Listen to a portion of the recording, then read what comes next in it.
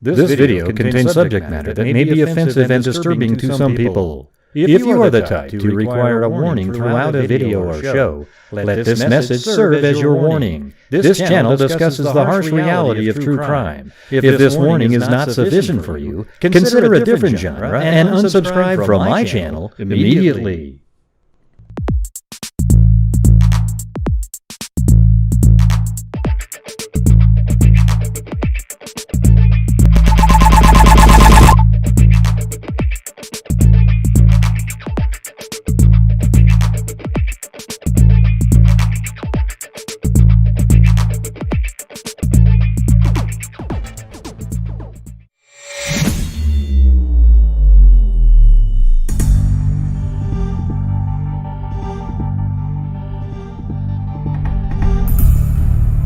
What's up, freaks? Hold on to get the chat in there. Alright, there you go. So, just like every Sunday we're going to do is a show where people can call in and talk about their theories. And, you know, the person named Jules that was on air yesterday, she got angry because she put out a theory and I go, well, that's not really possible, and blah, you know, I didn't say not possible, I said not likely, okay, but I don't really want it to be like that. I think people should be able to, that's something I'm working on, you know. I'd like to have people be able to say whatever the hell they want to say and not really, you know, just kind of figure out what they're talking about. All right, so the thing is, you know, despite the fact she sent me a bunch of really nasty emails, what she was saying was that in the suspect video here, I've got stuff set up for the show here. Now the killer, it's not the suspect, he is the killer. See the little white thing that's sticking out right there? She thinks maybe it's the handle of one of those sort of carrier bags that you would take something out of a grocery store with. Okay?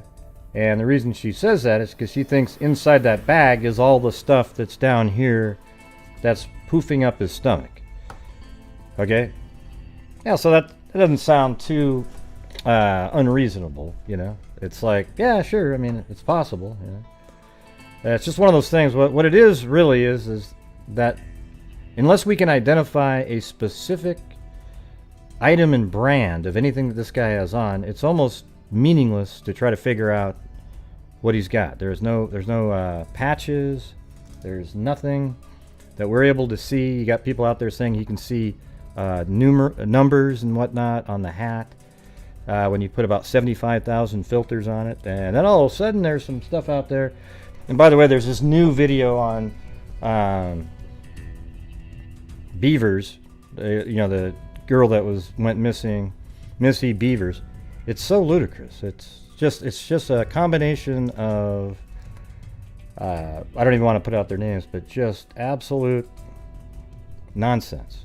Zooming in through the window and claiming you can see all these different things going all around. It turns out at the end where he says that the guy is missing a leg. That the killer in the Missy Beavers case is an amputee with a prosthetic leg. It sounds like he was watching too many movies. You know, maybe ones with Harrison Ford in it, perhaps. All right, what was that? It's unbelievable. You know, I just gotta be honest. It's hard for me to take anything like that seriously. Yeah, The Fugitive. Remember that? I was hoping somebody would guess. And there he is, Southeast Side Bill. Yeah. And his theory is that the suspect was hiding on the southeast side. I think that's like, out of, if you went 1 to 100, it'd be 5% chance. But, given the fact that that's 5%, that means it is possible.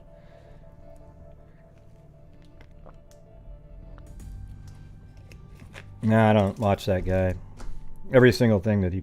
it's just... I don't know. Here's the thing, everybody. I could get way more people to watch my videos if I put out absolute garbage. Like if I just was like, oh my god, I see it. Look at it right there. I can tell right there. he's got a typewriter under the coat, and I could really sit here and sell all this garbage to everybody and make it really sensationalistic and fun sounding and really interesting with absolutely no merit at all, and I would get like 1,000 people a night watching my show. But the difference between me and others is that, I mean, I cover the Delphi case once a week now. I've made it a mission. But before that, it was like once a month. And I cover all kinds of different cases. I'm not going to sell my soul to get subscribers. So if you want to subscribe to my channel because you like the content of all the other shows, feel free to subscribe and hit the like button. And, you know, this person that was emailing me over and over again, they were bitching about, like, well, this one person, yeah, they're still covering the Watts case. The person who gets 10,000 views.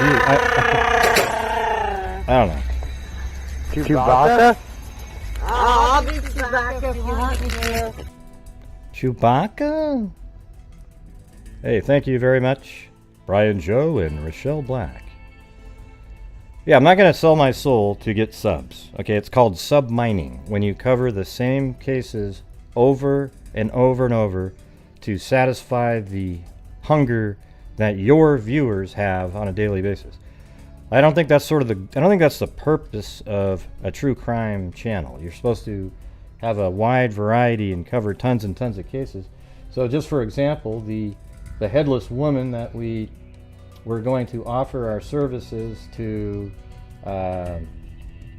identify the individual. They actually did identify her, and just today I found a couple more things. So right before you guys can get ready to call in with your Delphi theories, but I'm going to do an update on this one really quick. All right. So I actually went back into the Nebraska newspaper. That's where this lady was from, and I found a few different articles right here. So here we go. So this is the original article when her body was identified. It said, authorities have identified the body of a woman found dead in a ditch near Wheatland, Wyoming in 1978 as a former Gering Elementary School teacher. John Oliver, an investigator for the Nebraska State Patrol in Scotts Bluff, said Friday the death of Stella McLean, 45, is an apparent homicide. Well, see, that's kind of ridiculous to say apparent homicide. She was missing her head and she was nude on the side of the road. It was obvious. He said the position identification of the body has reopened investigation into the case. The Wyoming State Crime Lab made the identification March 25th after matching fingerprint samples with those taken from the body.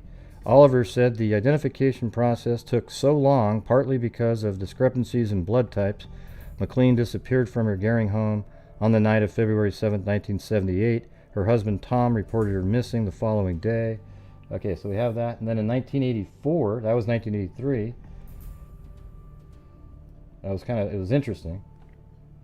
This is where they bring up the Henry Lee Lucas. Everybody out there knows who this is, right? The serial killer. You know, quote, serial killer. Scottsbluff County Sheriff David Schlieve says he is certain convicted mass murderer Henry Lee Lucas killed a former Gering Elementary School teacher in 1978. Lucas confessed to Schlieve and Deputy Jim Lawson in a Texas jail last Thursday that he strangled Stella McLean, 45, of Gering, the night she disappeared February 7, 1978. Her decapitated body was found in a ditch off Interstate 25, 2 miles north of Wheatland, Wyoming, on April 15th of the same year, but it was not positively identified until March 25, 1983. The sheriff official spoke with Lucas, 47, last Wednesday and Thursday in Georgetown, Texas. See, he was like the clearinghouse. You guys watched the documentary yet? You guys should check it out.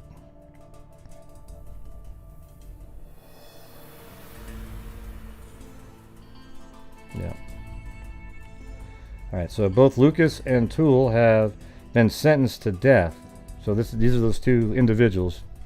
There is no doubt in my mind that we have talked to the individuals responsible for the senseless crime. The Platte County Attorney's Office in Wheatland may prosecute the pair, Schlieve said, but he added it is doubtful they would ever stand trial in Wyoming because there are about 70 other murder charges facing them. Moments after taking a look at her photograph, Lucas admitted to the Nebraska authorities that he killed Miss McLean. Right. Because earlier in the day, they had shown... the Texas Ranger individuals gave you all of the information in the case, right?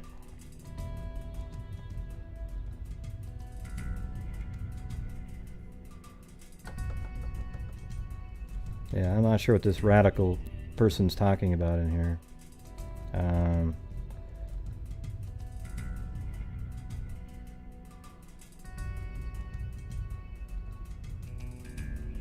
Yeah. He doesn't have any. Hey, just to let you know, Radical Jack, he doesn't have any inside information. Okay, just so you know that. When Lucas gave a detailed, accurate description of the event, you don't need to block that person now because they, you know, no, never mind. Go keep it. Just keep it that way. For example, Lucas recalled correctly the clothing Miss McLean wore on the night of her disappearance and drew an accurate map of the murder scene. Yeah, because he was shown all of this. You see, that's what the problem is. And then, in 1985, Wyoming officials, Lucas lied about the killing. So I don't know if they know that they have this solved. See that right there? Anyways, I'll go over this later. It doesn't seem like anybody's really interested in this right now. So maybe I'll talk about it tomorrow. I'll bring it up again. But anyways, you can, tonight is for you to call in on the Delphi case. A lot of people don't use this, but Photoshop actually has the ability to import video. So you can actually play it. Let me move it over a little bit so my head isn't in it. See that right there? So there's the video. See, one of the things that's interesting that I noticed right away when they put this out was see how this is cropped right there?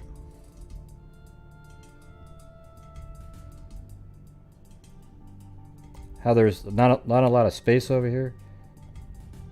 The original, though, is right there. This is the one that law enforcement, or FBI, has on their website. What's strange, though, is I couldn't find the exact one in the still frames from the video. I think this one is the closest.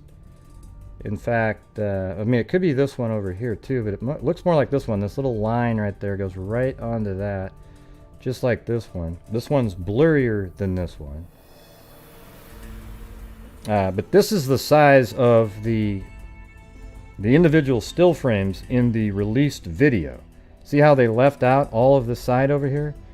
And the reason they did that was because I think Abby shows up in like her arm or different parts of different individual bodies are off to the right around in this area. So they needed to crop it, and that's why we see a little bit on that one frame. Okay, and I'll show you which one I'm talking about. And none of the stuff that I'm telling you right now is going to help solve it, though. I just want to let you know. All right, so you're right there. Boom. This stuff right here is from either Abby or Libby. Okay, I think this might be. It's possible this is the side of. Yeah, it's hard to even tell. But this right here, I believe, it's either something they artificially put in there to block something else out, or this is that part, and it's not even just in just one frame. It actually moves out of the frame. Look at that. See? So it's in there, and then boom. Not in this one, then this one, then it's gone.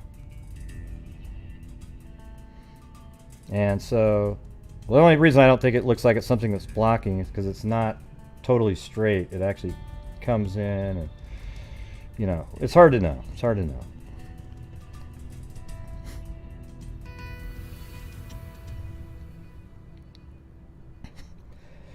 Yeah, I always thought it was like part of her jacket, Abby's jacket. Like, 'cause she's still on the bridge when this guy's walking. He catches up to him, but she gets off the bridge just before, you know, he's still walking on it, and then she gets behind Libby at the end of the bridge, and she is off the end of the bridge. All right, so you guys don't have the phone number here. Hold on.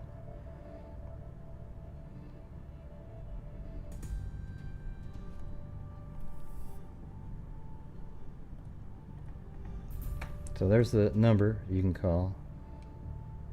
I'll put it down a little lower. Yeah, thanks, Stacy.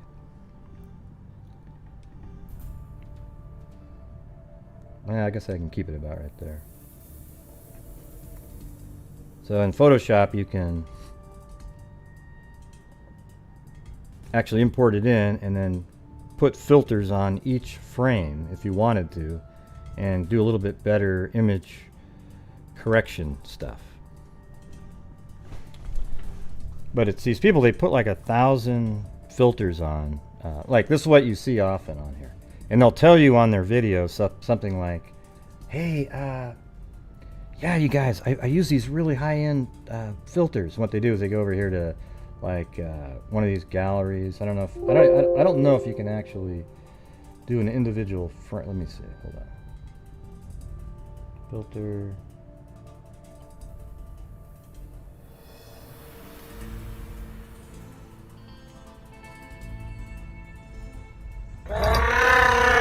Hey, thanks, Joyce Lee. Chewbacca? I'll be Chewbacca if you want me to.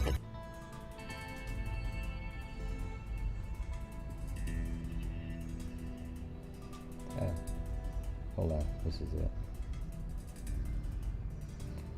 Yeah, they'll come in here and they'll do something like, okay, gallery.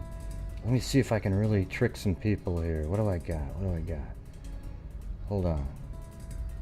Oh, yeah. Look at that one. See how you can see now? He's got the... Or let me put this one. Oh, now, okay. Can you guys see that right there? It's a gun. He's got a gun. It's right there. Now, this one really explains everything. If you look at the... I'm just kidding, everybody. See, this is what people do, though. You've seen these in videos, right? This is in the new Missy Beaver video that's out there. Stuff like this. It really does absolutely nothing to help anybody at all. All right, there you go. So they'll go through 1,000,000 of these, and they'll tell you, look, and it just doesn't do anything. Like that doesn't. You can still see them, and it's kind of interesting. Like, oh, look at that, but it's not going to help identify the person. All right.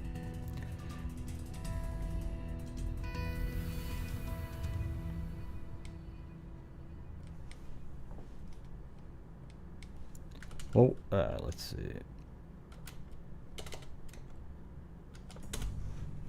And yes, you can call in with any theory that you've got, and we'll just talk about it rationally, even if I don't believe that it's very likely. Okay? How's that sound?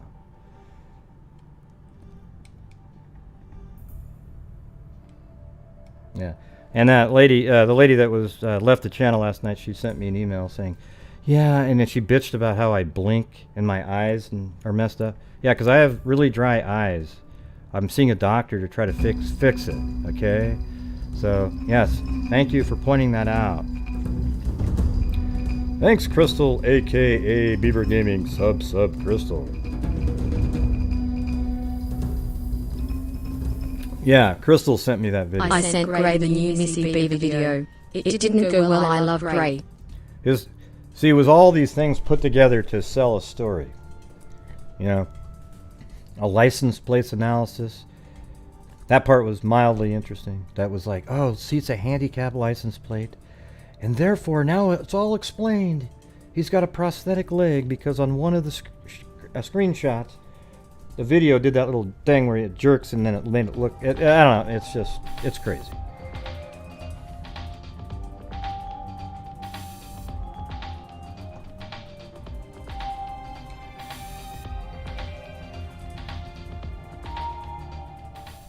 Thank you, Tammy Sutherland.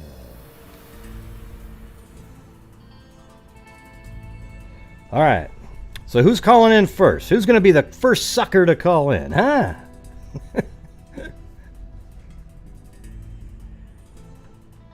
Gosh, Gray, why would you call him a sucker? Gee.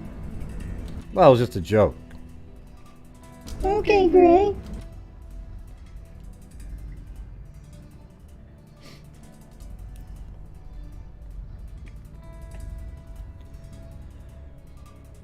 I got You got a theory? Well, call it in then, Donovan. The number's up on the top there. We're not talking about it in the chat, though. Now, when somebody says plausible, is it highly plausible or just technically, humanly possible?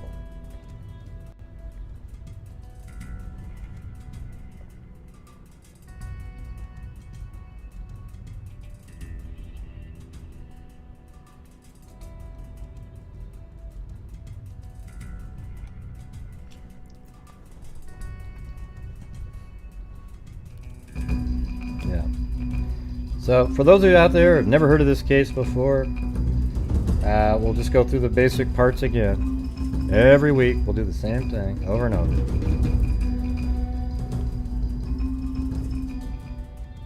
Dry awareness. What do you want to ask about the we've talked about? What do you mean about this? Ask about the cemetery. What do you mean? Okay, so this is where Becky and Mike were raising Kelsey and Libby, and Derrick lived there too, the father of Kelsey and Libby, but he didn't have custody because he and Carrie lost custody of their children, but he maintained a relationship in the family. Okay, so he was still around and still being part of Kelsey and Libby's life in person. Zone. Okay, Carrie sort of went on and started another life, but was mainly in contact with Libby through social media and texting and that kind of thing. All right. So then, that morning, I think it was around let's just say around noon, they were like, "Hey, look, can we go to the bridge and hang out?" And Becky said, "No, you can't go." And well, you can go if you get a ride there and you get a ride back. Well, they asked Kelsey, and she said, "Sure, I'll give you a ride." So she gave them a ride, and they didn't really have a ride back, but they did secure that ride back later by calling Derrick, and he was going to pick them up after he ran a errand down here. I love the way you blink, Ray. You blink like a boss. Heart. Thanks. Down here in Frankfurt. So Derrick was going to drive all the way down to Frankfurt, and he did do that, to take photographs for the appraisal business. And after about an hour and a half to 2 hours, he'd be finished, and he'd go pick up Libby at the bridge, Libby and Abby, right? So Kelsey drove them to the bridge, just like that. So the route is like this. There's an overlap of two possible routes, but eventually it turned out that the green was the route. I could actually just turn this one off, to be honest with you, because wasn't used for anything.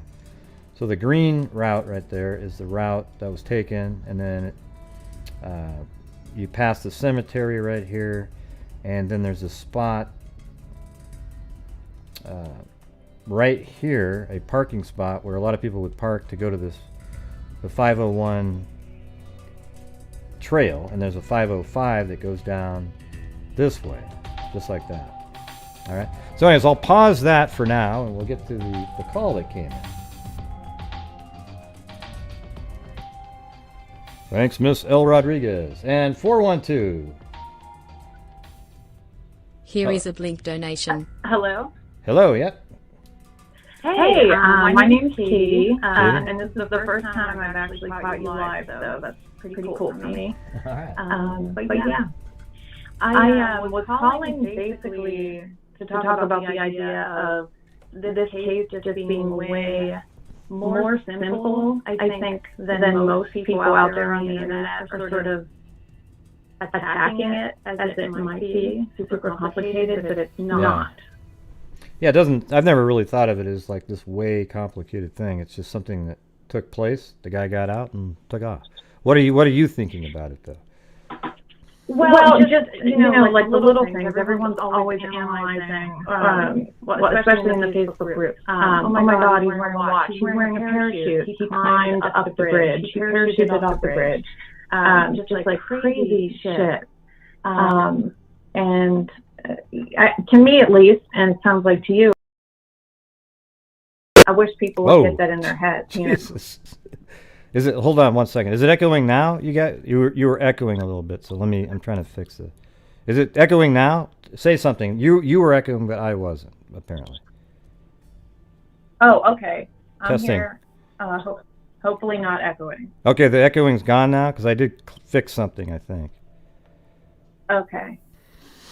Okay, so start over again. I'm sorry. I guess there was what's weird about OBS, you put these settings, but lately the settings revert back to default for some unknown reason. They never used to do that.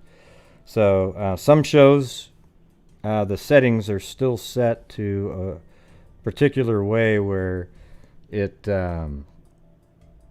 you hear the audio twice, but it's delayed a little bit. So you were echoing to everybody else. So if you could just start over again. Okay, go ahead. Yeah, they didn't have to hear me rambling on and on then. No, it was fine. But yeah, basically, I just think, like, they're just really simple concepts. Like, you know, he wasn't doing anything crazy. It's not, no one needs to overanalyze.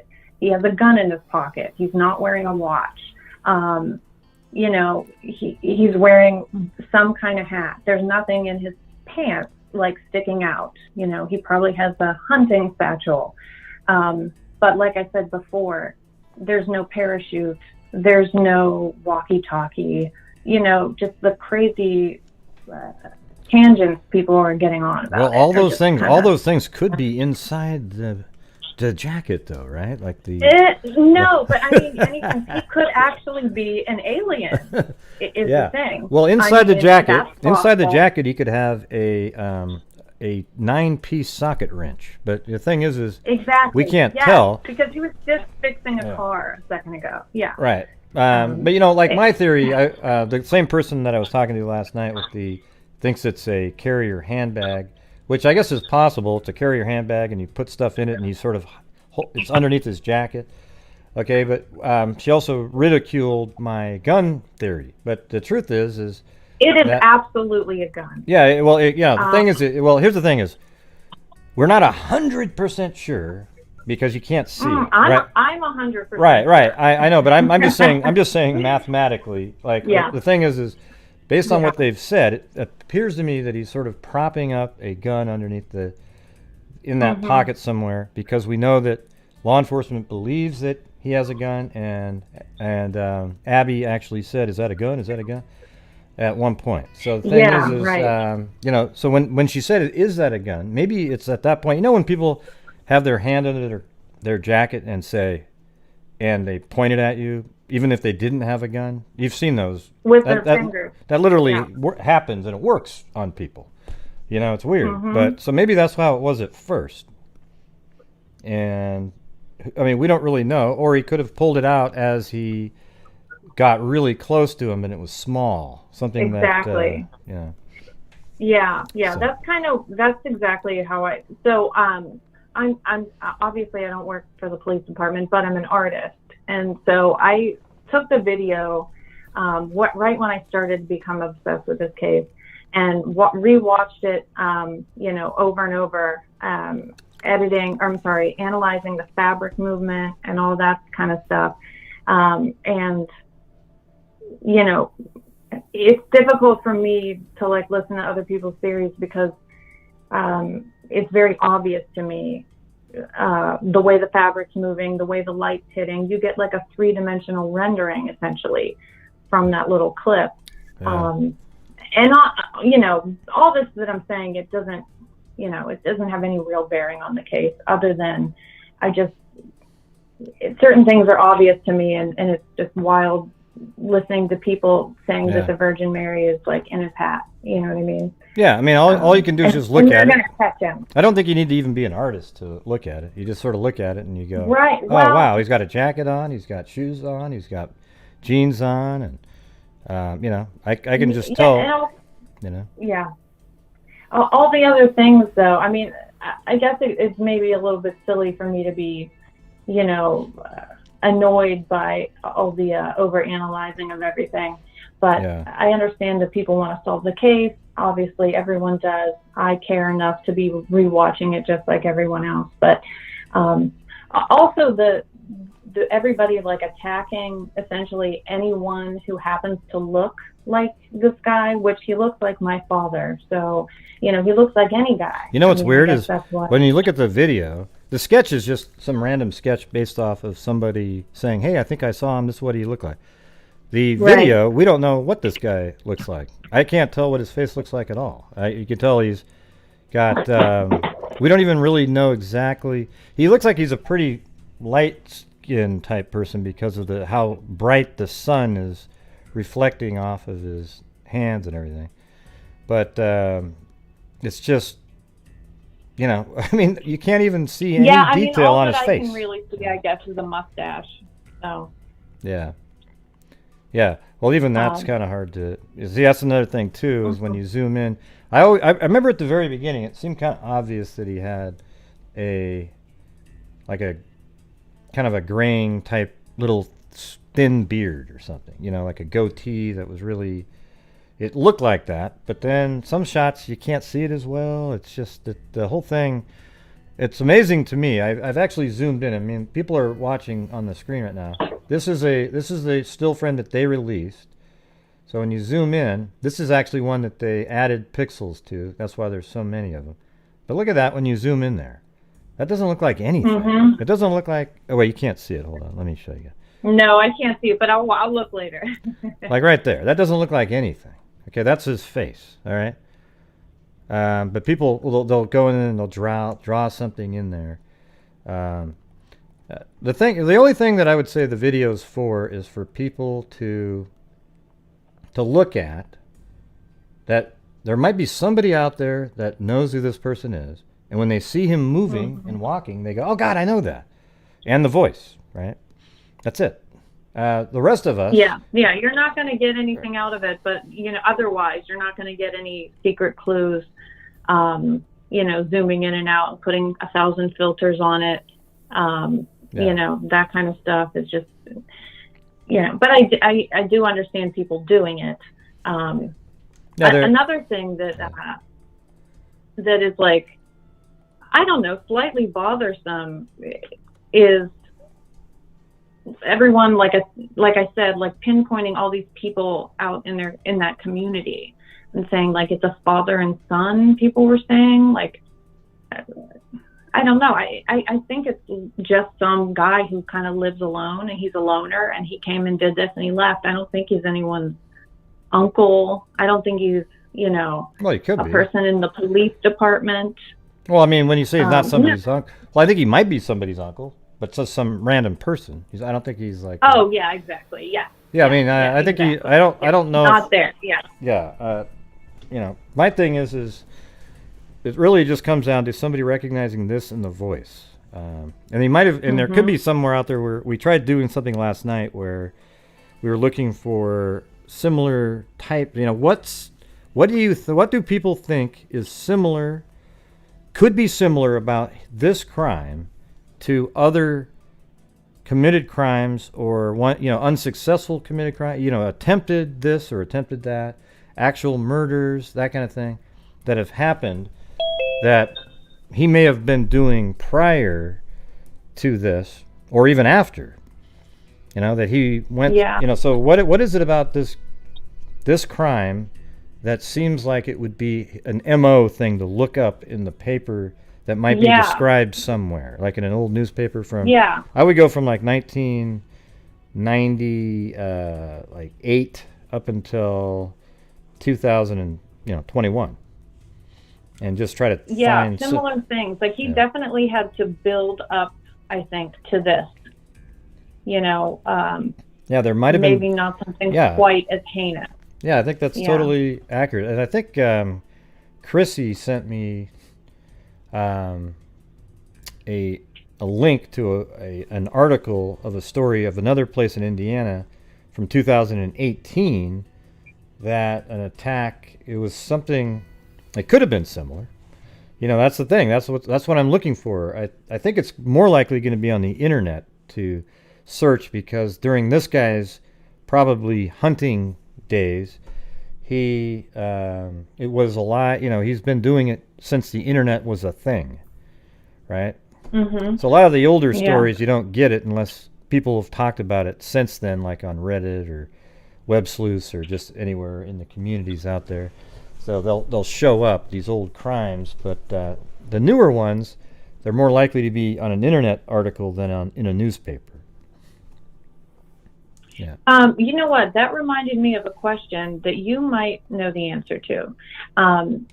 In terms of comparing notes on this case, if you within the police department under the FBI, they obviously don't publicly release the details.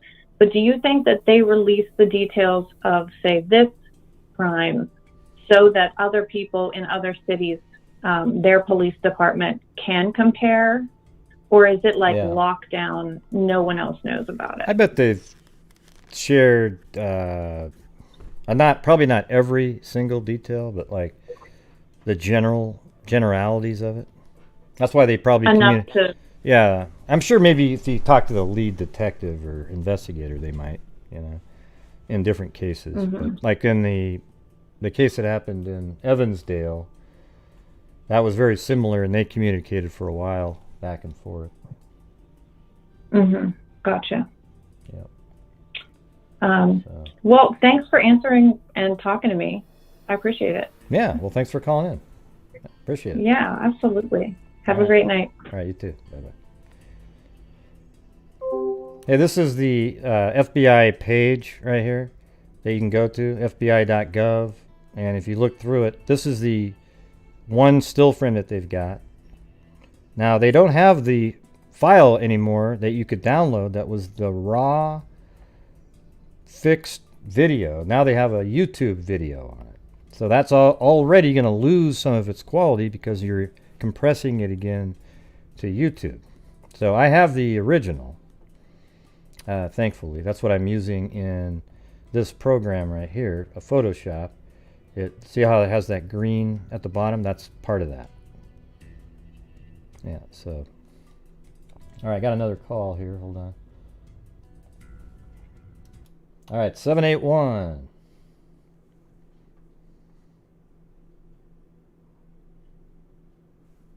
Hello? Hello? Yeah, what's going on? Yeah, what are you doing? Yeah, you're on the show. What's going on?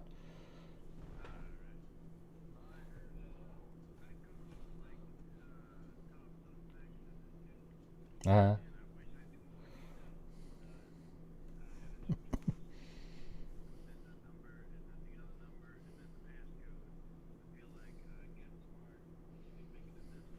Uh-huh. Okay. Yeah, I don't know what that person was, but they were talking about how difficult it was just to get into to call the number. And it's like, if it's that hard, probably shouldn't follow true crime. You know what I'm talking about? Pretty easy. I know you can't hear the caller because I didn't want you to hear the caller.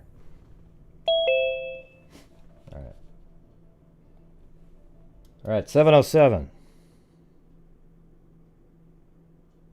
Hello, 707.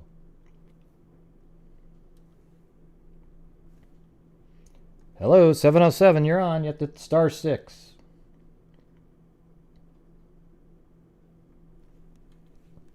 Okay.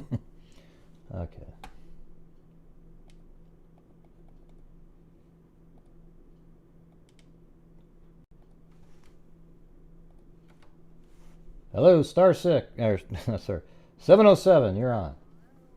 Yep. You're Hello. On. Yep, you're on now. What's going on? Yeah. Hi. The star 6 part was new to me. Sorry about that. Oh, okay. Yeah, you just got to listen to the phone though, not the show, because you would have heard star 6 Yeah. a lot earlier. I'm sorry. I got attached to watching the show. It's addictive. That's what I was doing actually. All right. But anyway, I just wanted to say that I made one call to the tip line altogether because as a newbie to the case, back when it happened, a few days after it happened, in fact, I was just really shocked because I really thought that looked like an outline of a gun in Bridge Guy's pocket. Yeah. And it was before a lot of people were talking about it. But I thought, my gosh, that's absolutely the outline of. Well, I don't see an outline of a gun. Some kind of I just see like a bulge that I think is a gun because I think his right hand's a little higher. It looks like he's kind of propping something up in there, waiting. He wants it ready. Right. He wants it ready right when he gets there. I don't think if he had the gun inside a carrier bag, he'd be able to get it out Right. At any time quick. So he's propping it up. I don't know if you can see the actual outline of the entire gun. I know people claim that, but I look at it and I go, there's a couple different points that stick out. And Right. I didn't pixelate it or enlarge it or anything like that, but I just looked at a lot of different photos, from the videos. But I also thought, well, looking at that pocket, if that is some sort of a gun, why would the barrel be pointed toward his arm? Wouldn't that be harder to grab the handle of it? Because it looks to me like the barrel part is pointed almost like his upper arm. No, I think of it like this. Like, look it. See, I don't know if I'm showing this right, but to me, it's just like he's standing there and he's just kind of like underneath I don't even know how to do it. To me, it looks like he's just got something propped up really simply, like he's using his thumb almost to hold his.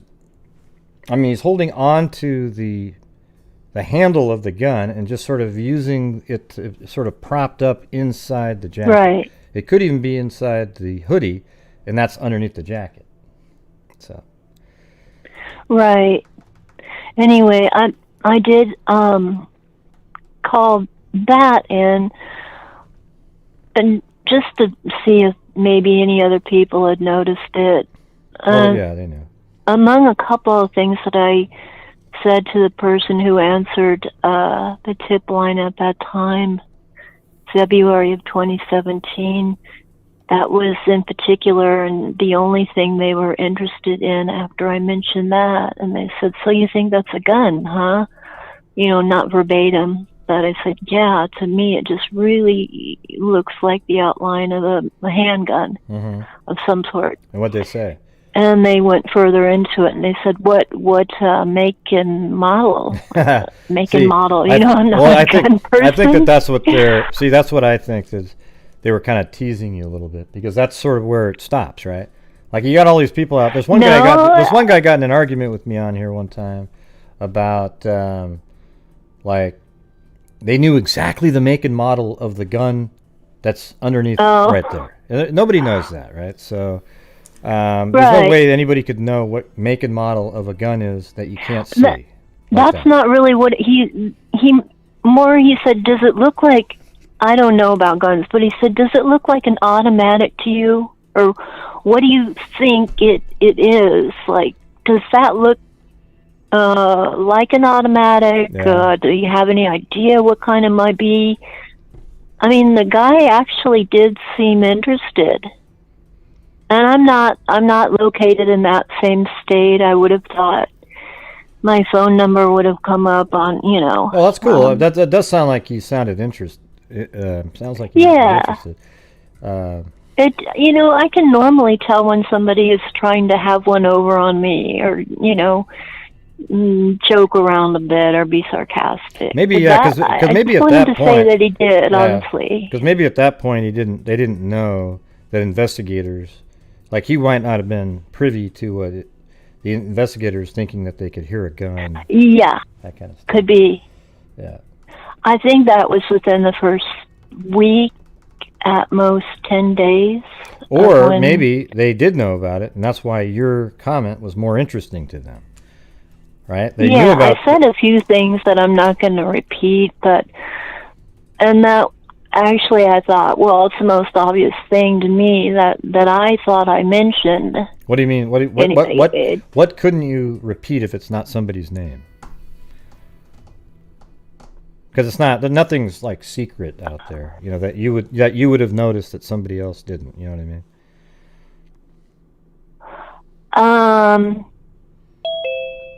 It's not really something I don't want to mention. It's just that it was a long time ago, and I remember the most obvious thing that I thought that I would have said at the time was the possibility that it was a handgun because of the shape. And I thought, oh, I'm sure everybody that calls says that, but I'm just going to mention it as well. Yeah. Oh, I remember a couple of things that I said.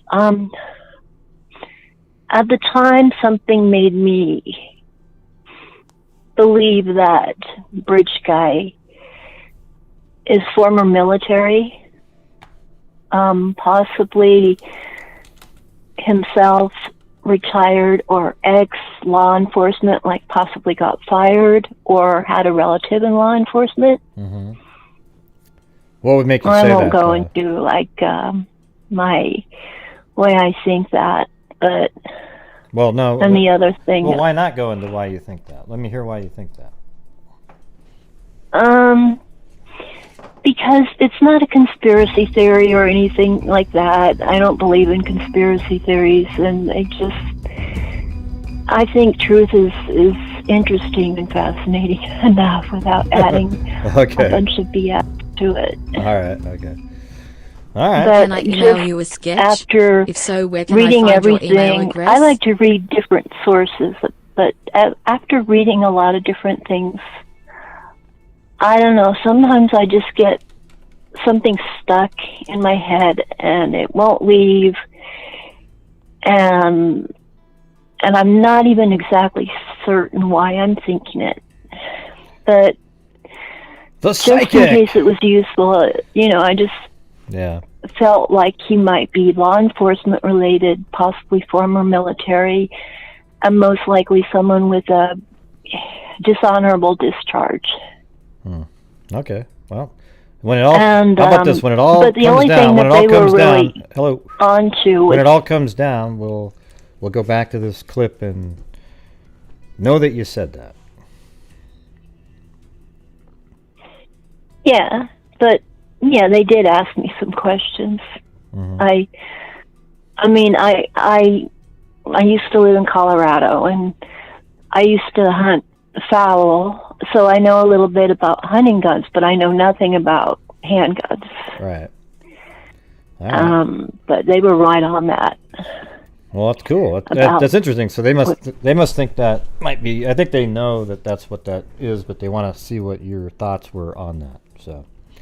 Yeah, that's how it came across to me, because I thought, well, and that was around the time when I think they would have had enough time to do some analysis to kind of figure out what that was, or probably already knew. And the guy who I talked to, for over 4 years ago now, he just seemed really interested in that part of it. Okay.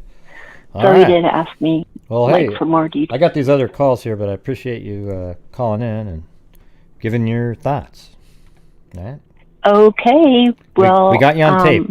We got you on tape. We'll see what happens. Oh no. Okay. Well, thanks, Gray. All right. Thanks for calling in. Have a great night, everybody. You too. Bye-bye. Right. Bye.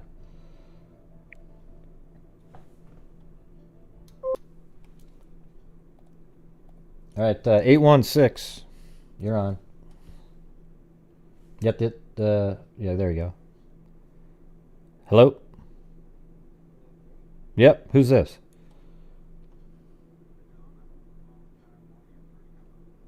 Oh yeah, what's going on?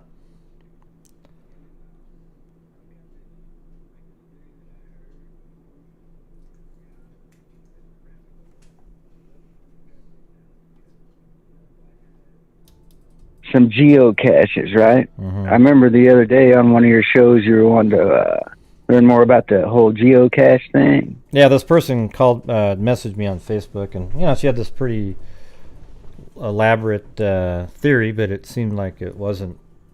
It was different than the original geocaching theory. It was a different sort of way of looking at it, which was kind of interesting. But yeah, go ahead. Yeah, I heard one where the well, let's say that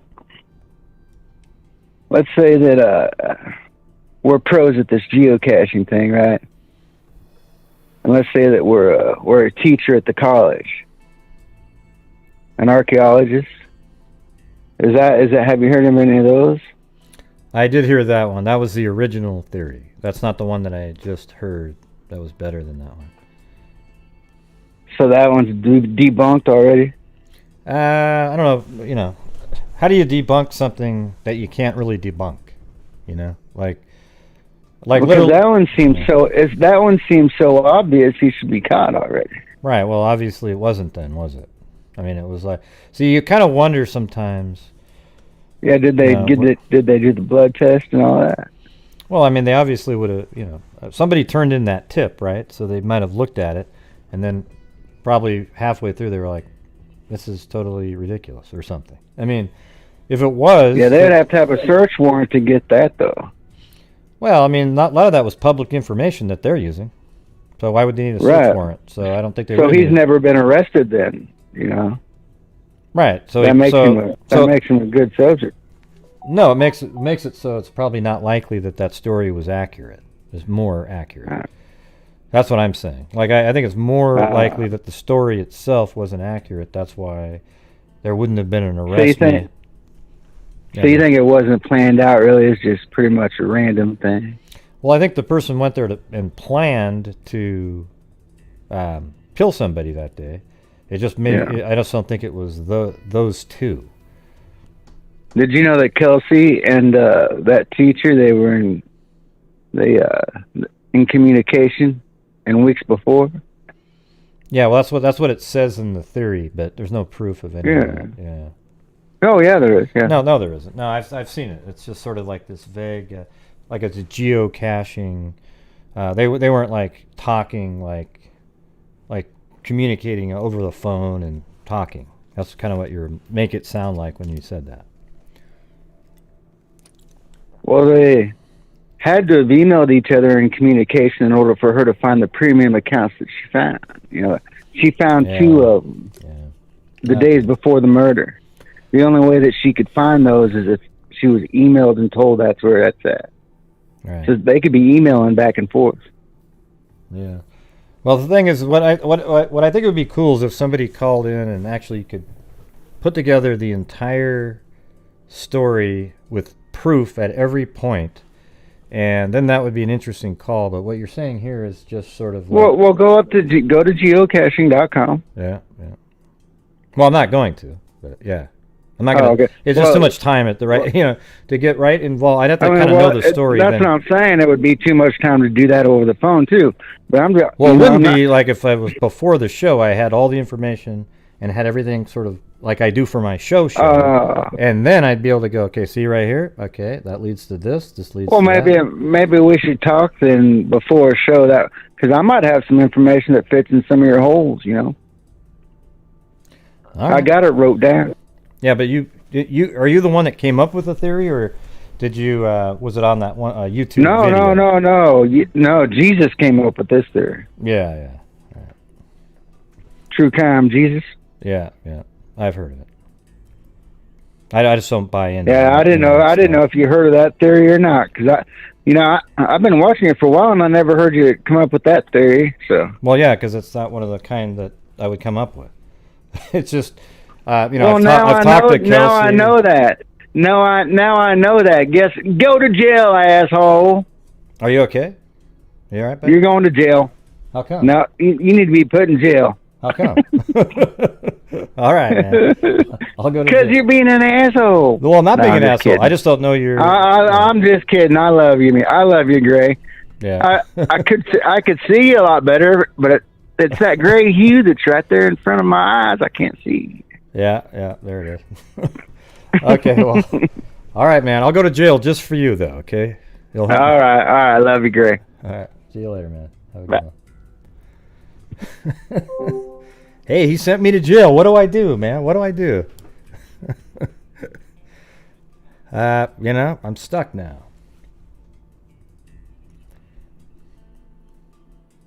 We got another call here, though. I don't know what that was. He seemed like he was an okay person. I don't agree with that at all, Katie. So it's totally all just wild shit over there. I don't agree with any of that stuff.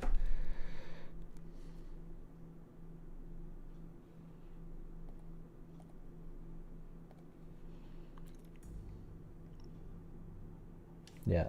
So here we go.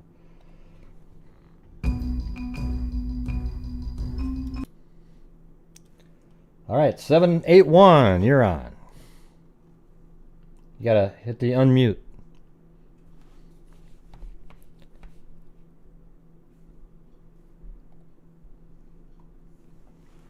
Hey, 781, you gotta hit *6.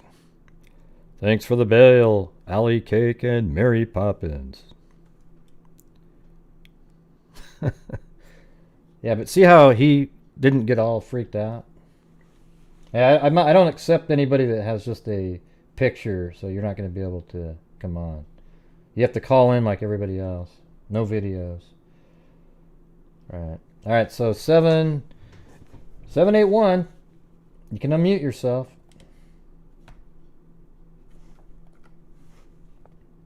Not sure what's going on with 781 there. Bail, hugging face, revolving hearts, closed umbrella, umbrella. What's all recorded? And I got somebody on hold here, but they're not coming on. You have to hit *6, 781. Ding, ding, ding. I'll give it 5 more seconds, then I'm going to remove it. 5, 4, 3, 2, and remove. You won't be able to call back either, unfortunately.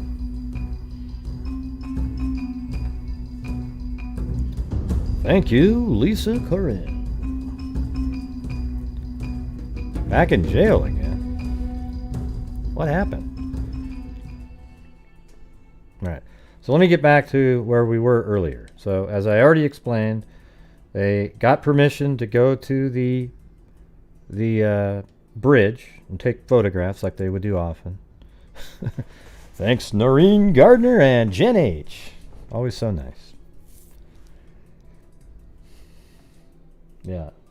I always have to put people, like, you're not going to make it on the show unless I can tell that you're likely not a troll. Chewbacca? Oh, I'll be Chewbacca if you want me to. Yeah.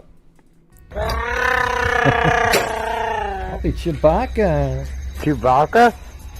Oh, I'll be Chewbacca if you want me to. The Grey's patience and understanding, blue heart. That's right.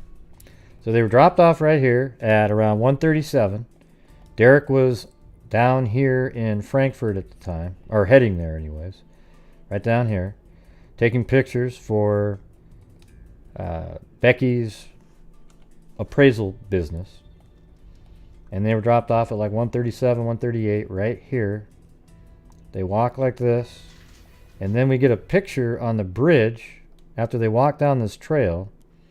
We get a picture on the bridge first, just past platform 2 of the entire bridge, but we don't have a time code on that. I'm sure it's just, I would guess 204, 203, something like that.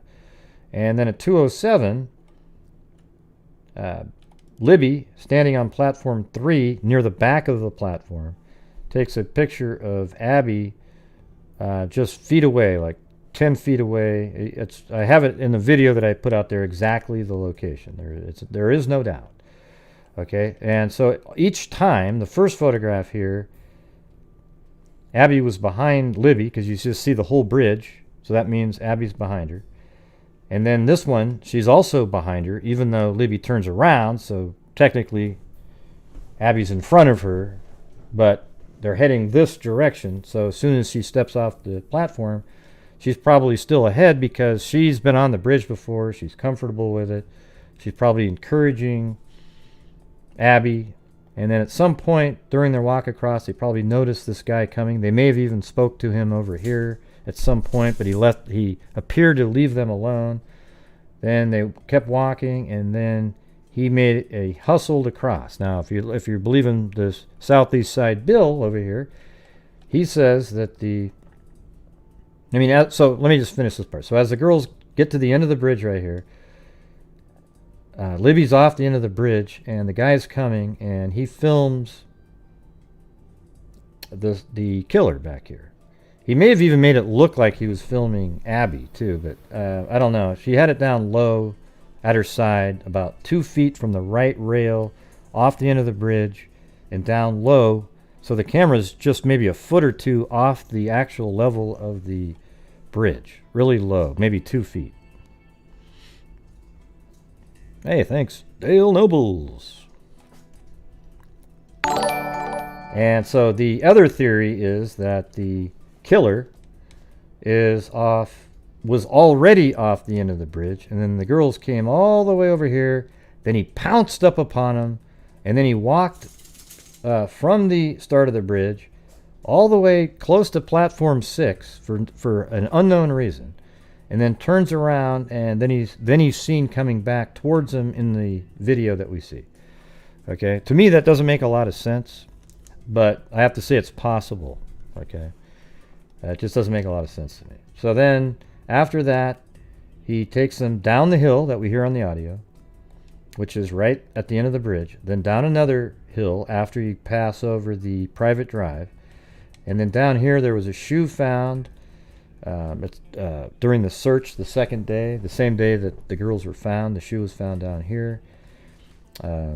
This is the crime scene. I'd always thought that back here in this little corner was where the original crime scene would have been, and maybe they made a run for it across, and he tracked him down, caught him over here, and that's where he killed him. We don't really know that. So anyways, that happened. And let's just say that they were all the way over here by 2:30 at the latest, because it was 2:07. It only takes 5 or 6 minutes to walk across that bridge. Okay, then Derrick is driving back at this point, at about 45 minutes after that. 40 minutes, let's say. He's driving up here. He heads down this road. I have it all filmed from this point on.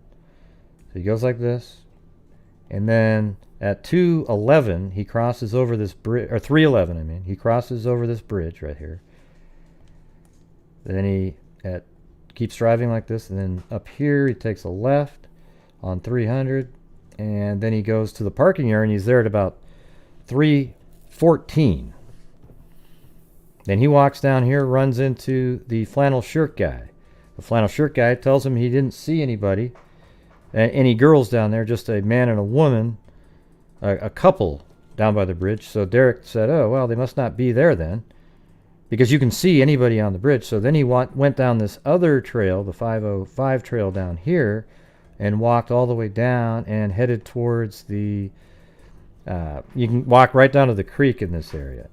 And he didn't find them, so then he walked back up, and then he's starting to call family, like at 3:30, and at that time he then also walks over here to the Freedom Bridge, and then he comes back, and he's back here around 4 with everybody else, and they all start looking around together.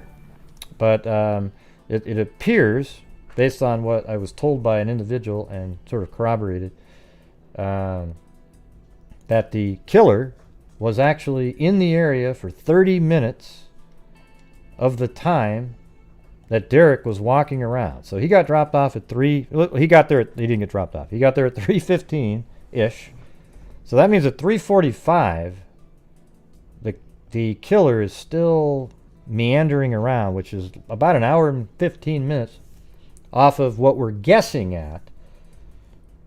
The girls were over here at the crime scene when they were being killed. All right, but here the reality of it is we don't know when they were over here. We have a general idea based on the shadow of the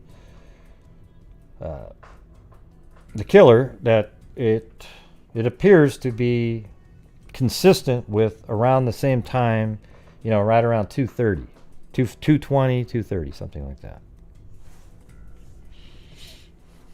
And so that's a lot of time. I mean, that is a lot of time.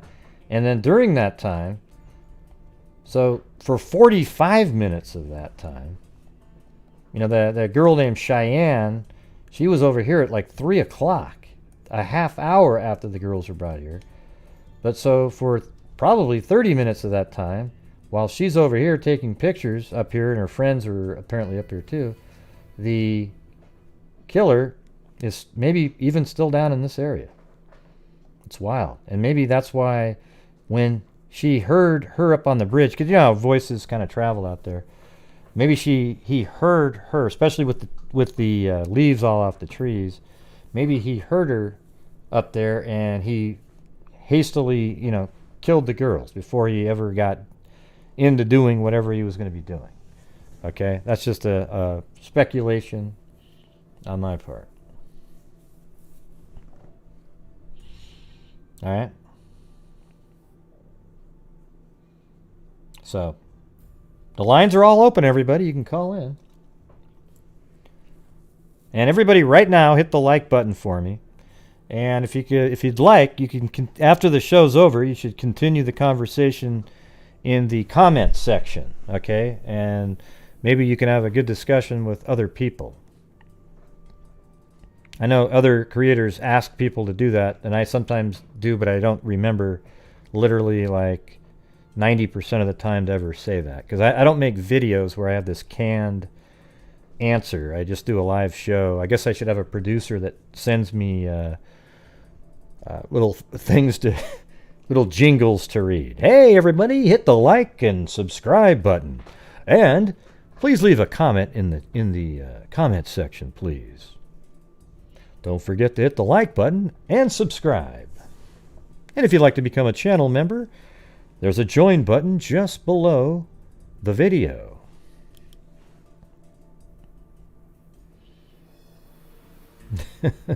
No comments about Goo Goo Dolls, all right?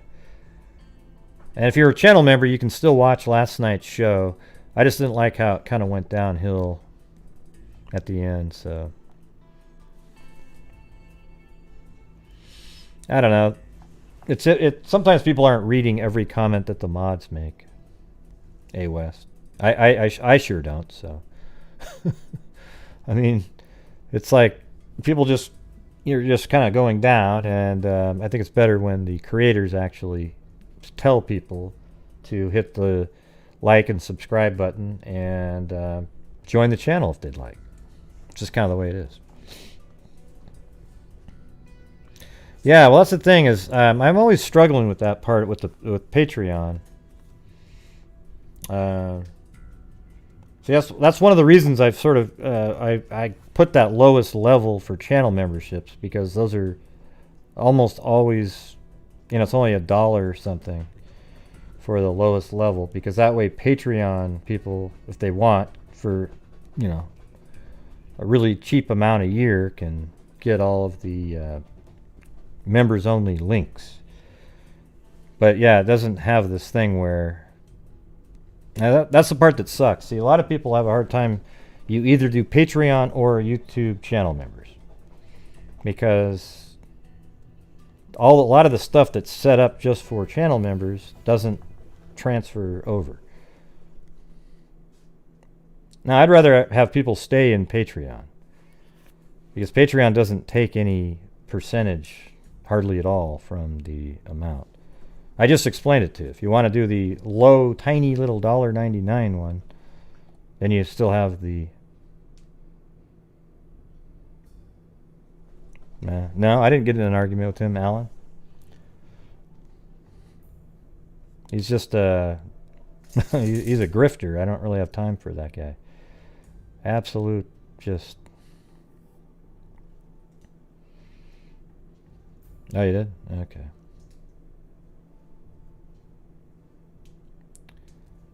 Yeah. Well, I wasn't here talking about the money aspect, Donovan. Somebody asked a question. Okay. I'll figure out something to do. I don't know.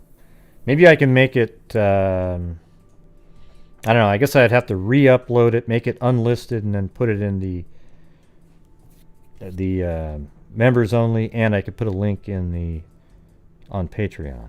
I don't really do that very often, though.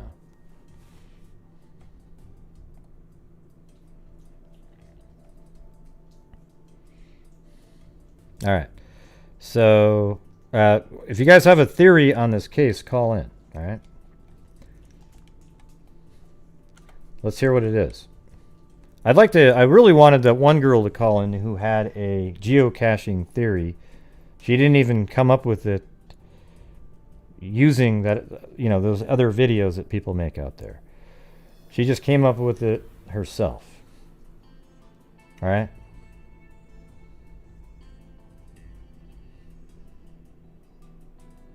Yeah. Who's asking about donations again? Hey, everybody. Listen, everybody. I'm going to say it one more time. I have a monetized YouTube channel. I actually do make some money doing YouTube. I cover all kinds of cases.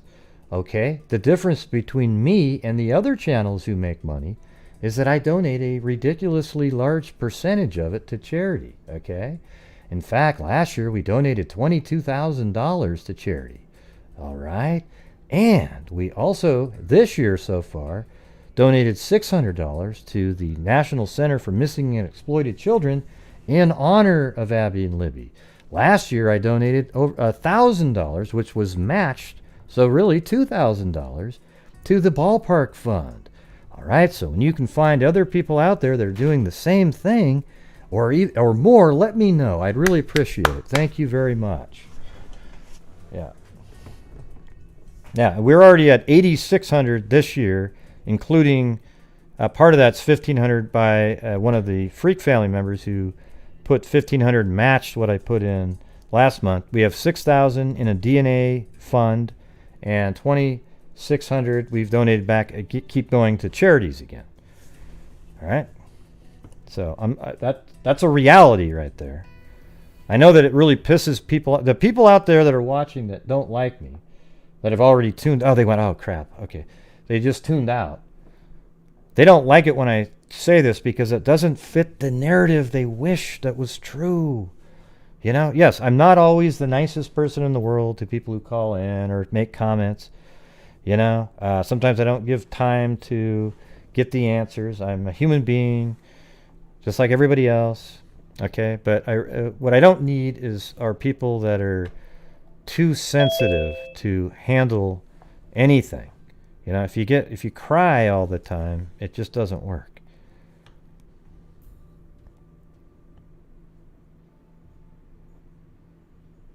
Now, you don't need to hide. I don't know what happened, Miss B. I didn't see it. What are you referring to? Yes, not one mod has acknowledged me tonight, but say they speak now. I am being attacked. I don't know what that means. I don't get that. I don't even see your name up there. That's what I'm witnessed, allowed, an opinion. I don't know what that means either.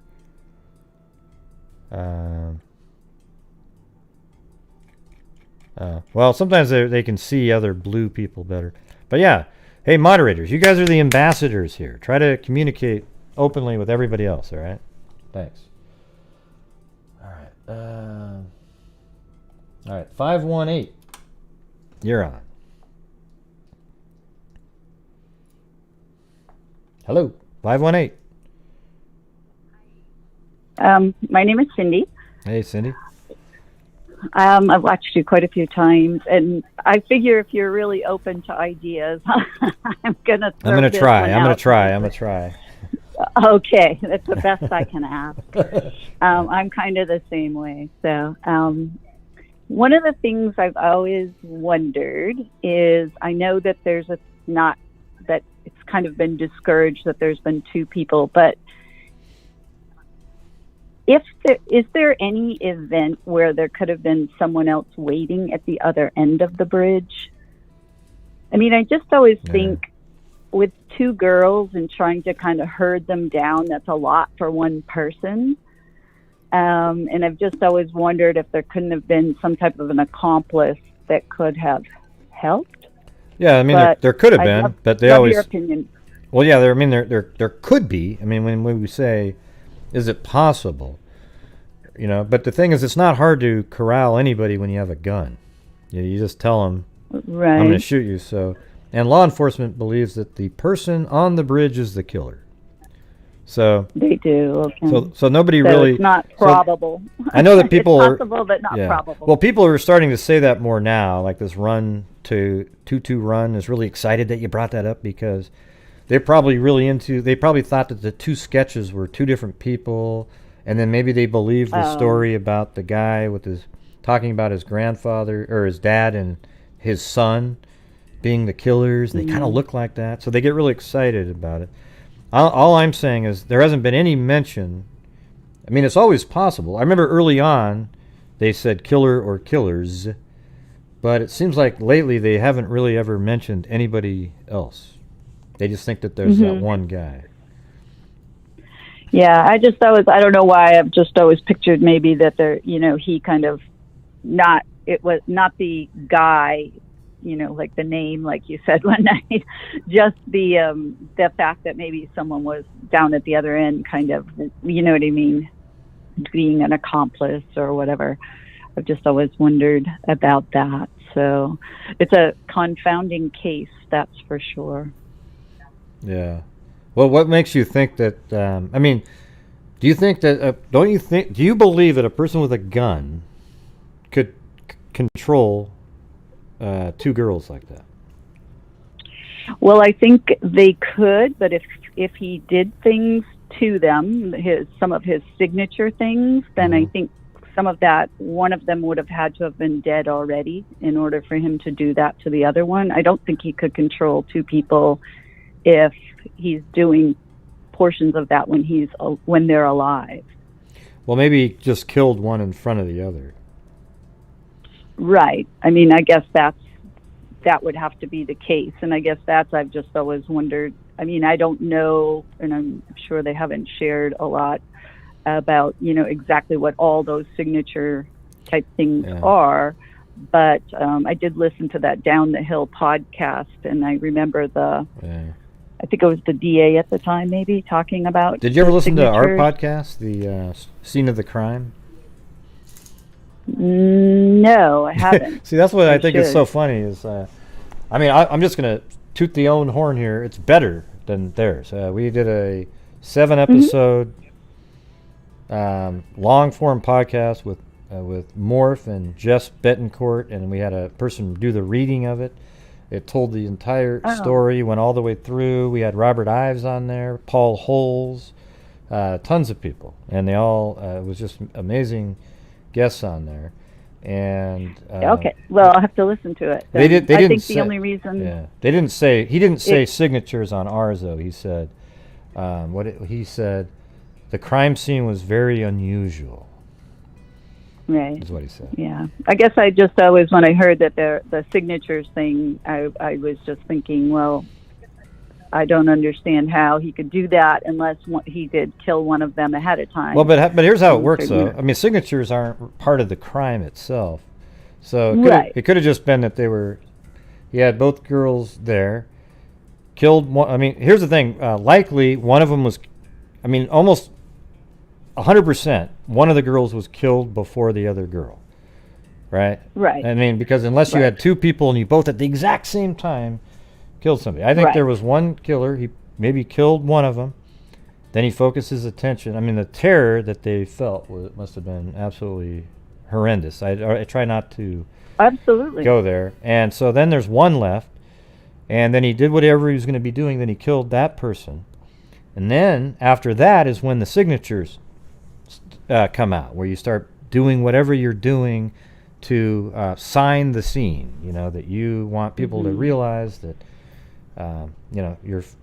it's kind of strange why they leave signatures. It's almost like they want whoever finds them to see what they want you to see when they're leaving it behind. It's really bizarre. But, right. Yeah, I know. I've listened to people say it's like something they're like compelled to do. It's not something that they have to do in order to commit the crime. It's something they're compelled to do as far as after the crime is committed. Yeah, it's like something they leave that wasn't necessary to commit the crime. It's left there as sort of a calling card, a signature. Like if you left a rose on each victim's head each time, right? That would be a signature, It wasn't necessary. Yeah. I guess I was just thinking he had the gun, and I watched this, but then not watched it too. So sometimes I get myself a little confused. But I think one of the girls had like a scarf around her neck, so that would tell me that maybe there was some type of strangulation or whatever, and that's an up close and personal thing. So I guess, yeah, I just try to sort it all out in my head. It makes no sense. I guess it's not supposed to for someone who's sane, but yeah. You don't see double homicides are pretty rare. That's why it's even weirder. It would make a lot more sense if it was one girl, wouldn't it? Like it would just sort of be like, right. Oh yeah, he got her down, got her across the creek, killed her, left the signatures, and it's just a typical. But the fact that there's two, it makes it just a little weirder for people. It's harder to grasp how it all went down. Right. Yeah, I guess if he like held the arm of one as he was walking him down, and then he could threaten to shoot that one, and the other one wouldn't go. So makes sense too. Yeah. All right. Well, good stuff. Well, thanks. See, I listened to it. We had a regular conversation, right? We did. Man, it's a miracle. Both of us, open-minded. We'll give ourselves a pat on the back. All right. Have a great night. Bye-bye. Right, thanks. Bye. Hey, everybody. People can put in... Here's the thing. I don't want names of random people put in there. But if somebody types in that Ellis they think he's the killer, or other people that were criminals that were once considered by law enforcement, it's okay for them to put those in, okay? I don't want some random... And you guys have been around long enough where you should know those ones, right? There are a lot of people that... I just don't want random people. Hey, what do you think about what's-his-face? Forget it. Hey, Miss B, are you having problems? You weren't timed out for 19 minutes. Have you been timed out 4 times? Can somebody let me know what's going on with Miss B? It's only 5 minutes is the length of time that somebody gets timed out. Yeah. All right, anyways, I got to get to this next one here. Somebody work out stuff with Miss B, all right? Thanks. All right, Sober Bear, you're on. There you go. Yeah, decided to just, call in with like a couple of, I don't know if they're necessarily off the wall theories, because this case has gone in so many different directions. I did hear something about the scars or just reading stuff. There's all kinds of different topics about this case. Web sleuths, Reddit, just for starters, right? So the date, I just wanted to start there because it's one of my theories is that the killer purposely planned that they would be found on Valentine's Day. So I know that's like a kind of a weird theory, but like I feel like that just should not be excluded from, is this date specific to these attacks? And obviously it did happen because they were off school that day. So then the next question would be, how would this person have known unless he was stalking them on their social media where they might have been making plans?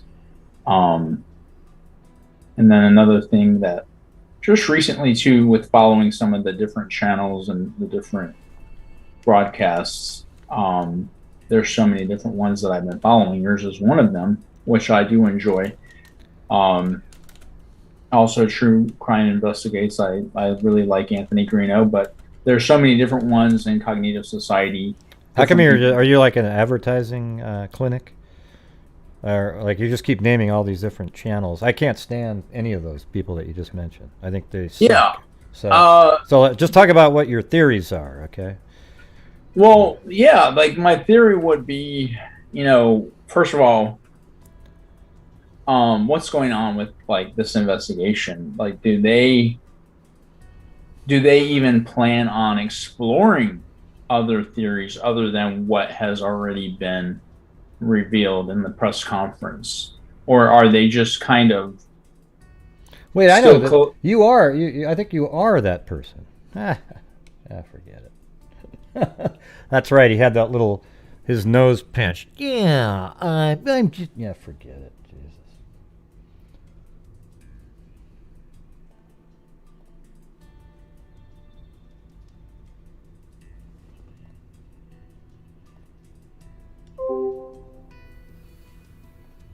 I think that is that person. I don't even care if it was. I think it might have been. I don't really care if it was or not. I'm just was done with that one. Yeah. Yeah, forget it. All right, here we go. I'm gonna move on to the next one. 309, you're on. 309, you're on. Hey, how's it going, Kristen? Good. I really love your show.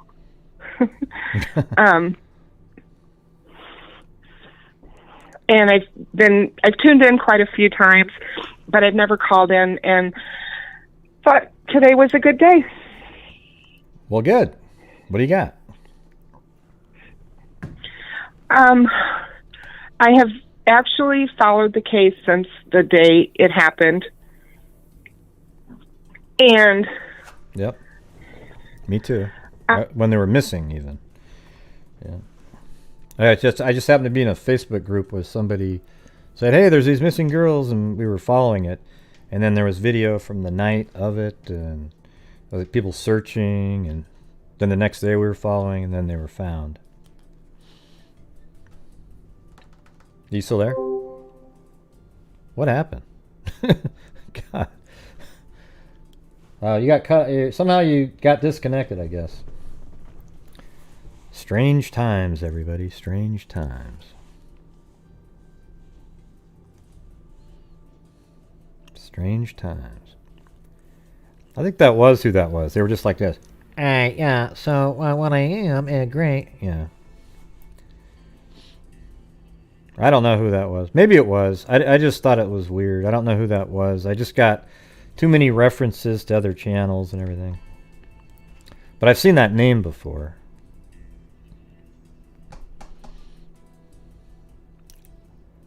I don't know if I don't really know about the one he mentioned, Incognito. I've seen her on here before, but I don't know with her channel. But all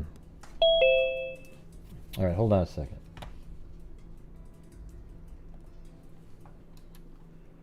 "505, you're on. 505. Hey, what's going on? Well, thanks for taking my call. And I just wanted to talk about, there have been a lot of theories about this bridge guy being some sort of hunter. And I just simply don't think that's the case. Just simply going by what he was wearing, that is not something that a hunter is going to be wearing out in broad daylight. I mean, it's a dark blue jacket, black. He's not. I don't know. When I use the phrase "he's hunting," I'm talking about he's hunting people, like he's a killer. But other people actually think he's a hunter. You know, what's the worst I've read camo? a lot of stuff that seem to place him out there, in that very, rich, probably hunting environment. Middle of the day, right? Mm-hmm. Like out there hunting for something. Now, not human, but if he was out there, like looking around or was in a tree stand or something other than that, I say no way to that. I mean, that's not what you're going to wear if you're out there in a tree stand or something other than that. I mean, in the middle of the day wearing something very dark like that, that's going to bring attention I mean, if you wanted to be really hidden, you know, in whatever you were doing that day, you would wear something that was much more camo, right? Yeah, like if he was trying to hide. Like but to me, he seems like he blends in because he's wearing exactly what every other person in Delphi wear, the same exact.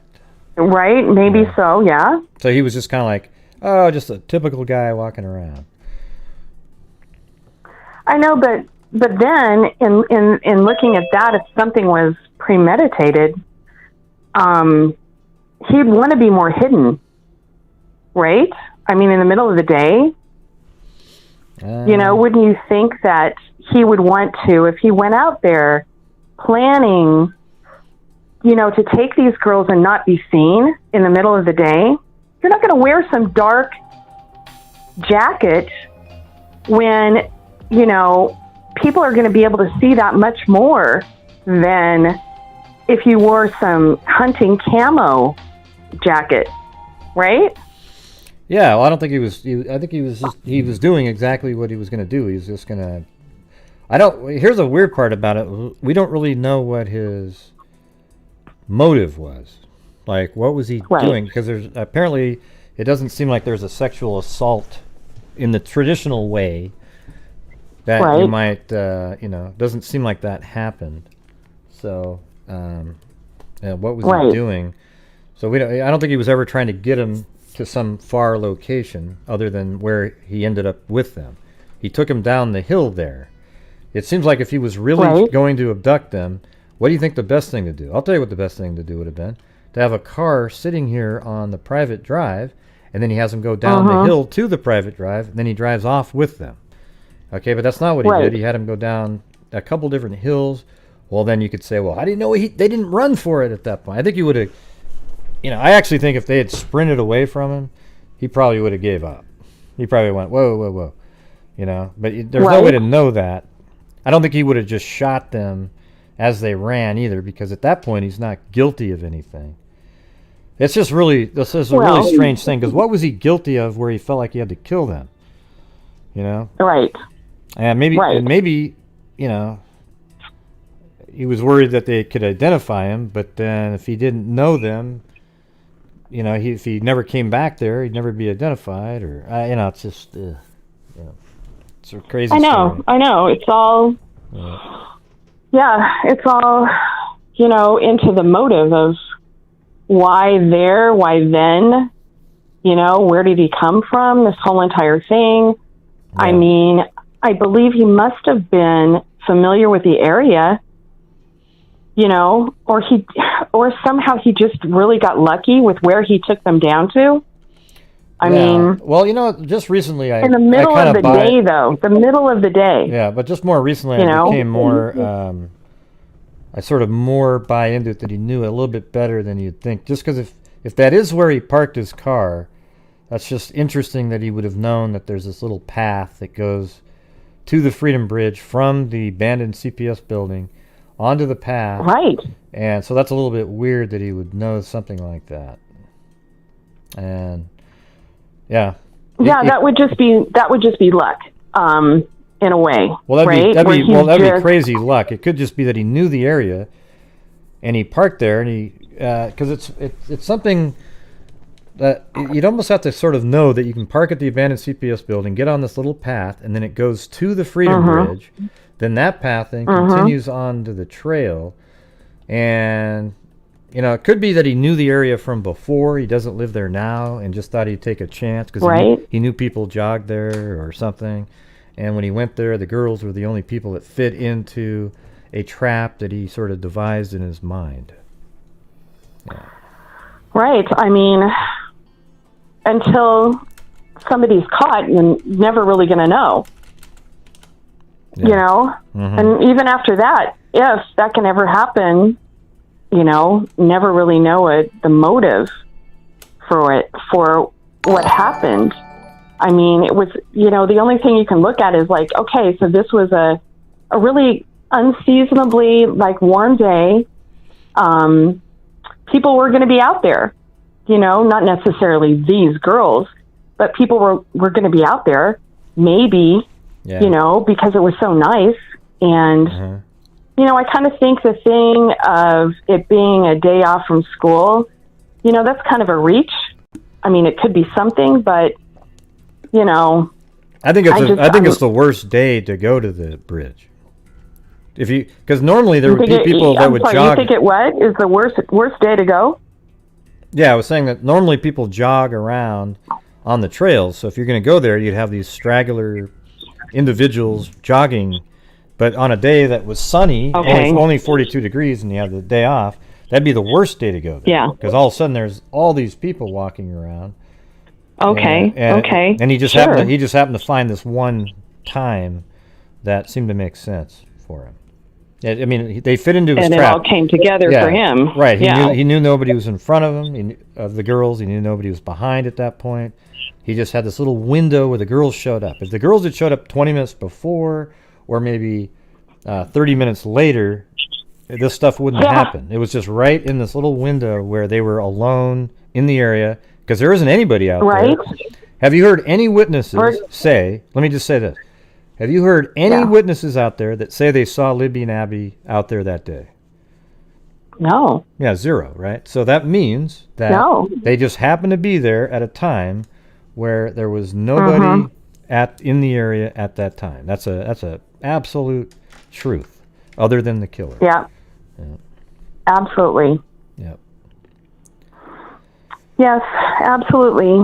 And I just pray for this to find a resolution and I'm hoping find whoever did this. Well, I'm hoping it gets solved this year, but all right. Well, I get these other callers here, but I appreciate you calling in. I know. Well, the other thing I wanted to say is I am learning about all of the things you're donating to and all of these really wonderful things you're doing. Even though you get some kind of negative stuff, I just want to say I think that is so wonderful, and bless you for all of that. All right. Oh, thank you. But it's all like here's the reality. The freaks, the freak channel, the family we have, they're the ones that make it so that I can even do it. That's the thing. Yeah. It's like I spend a lot of hours, probably 6 hours a day, on my shows, so it has to be sort of worth it for me to do it, but at the same time, I don't feel like, oh wow, I'm just gonna keep it all. I literally donate a huge percentage. I wouldn't think that. I know you're in it for the good, and that you so care about this case, and I just, from me to you, I appreciate everything you're doing, and I just pray that there can be resolution, justice for these poor girls. Yeah. Me too. I think this year, here it comes. All right. God, I hope so. Me too. Really do. And I'll keep watching and what was your name supporting again? You. And what's your name again? It's Karen. Okay. Did you say that right when you started? I don't remember now. That's what I suck at. No, I never said it. It's Karen. Oh, Karen. Okay. And I don't live in Indiana. I'm in Kansas, and I've just been watching this case for quite a long time. I'm a mom, and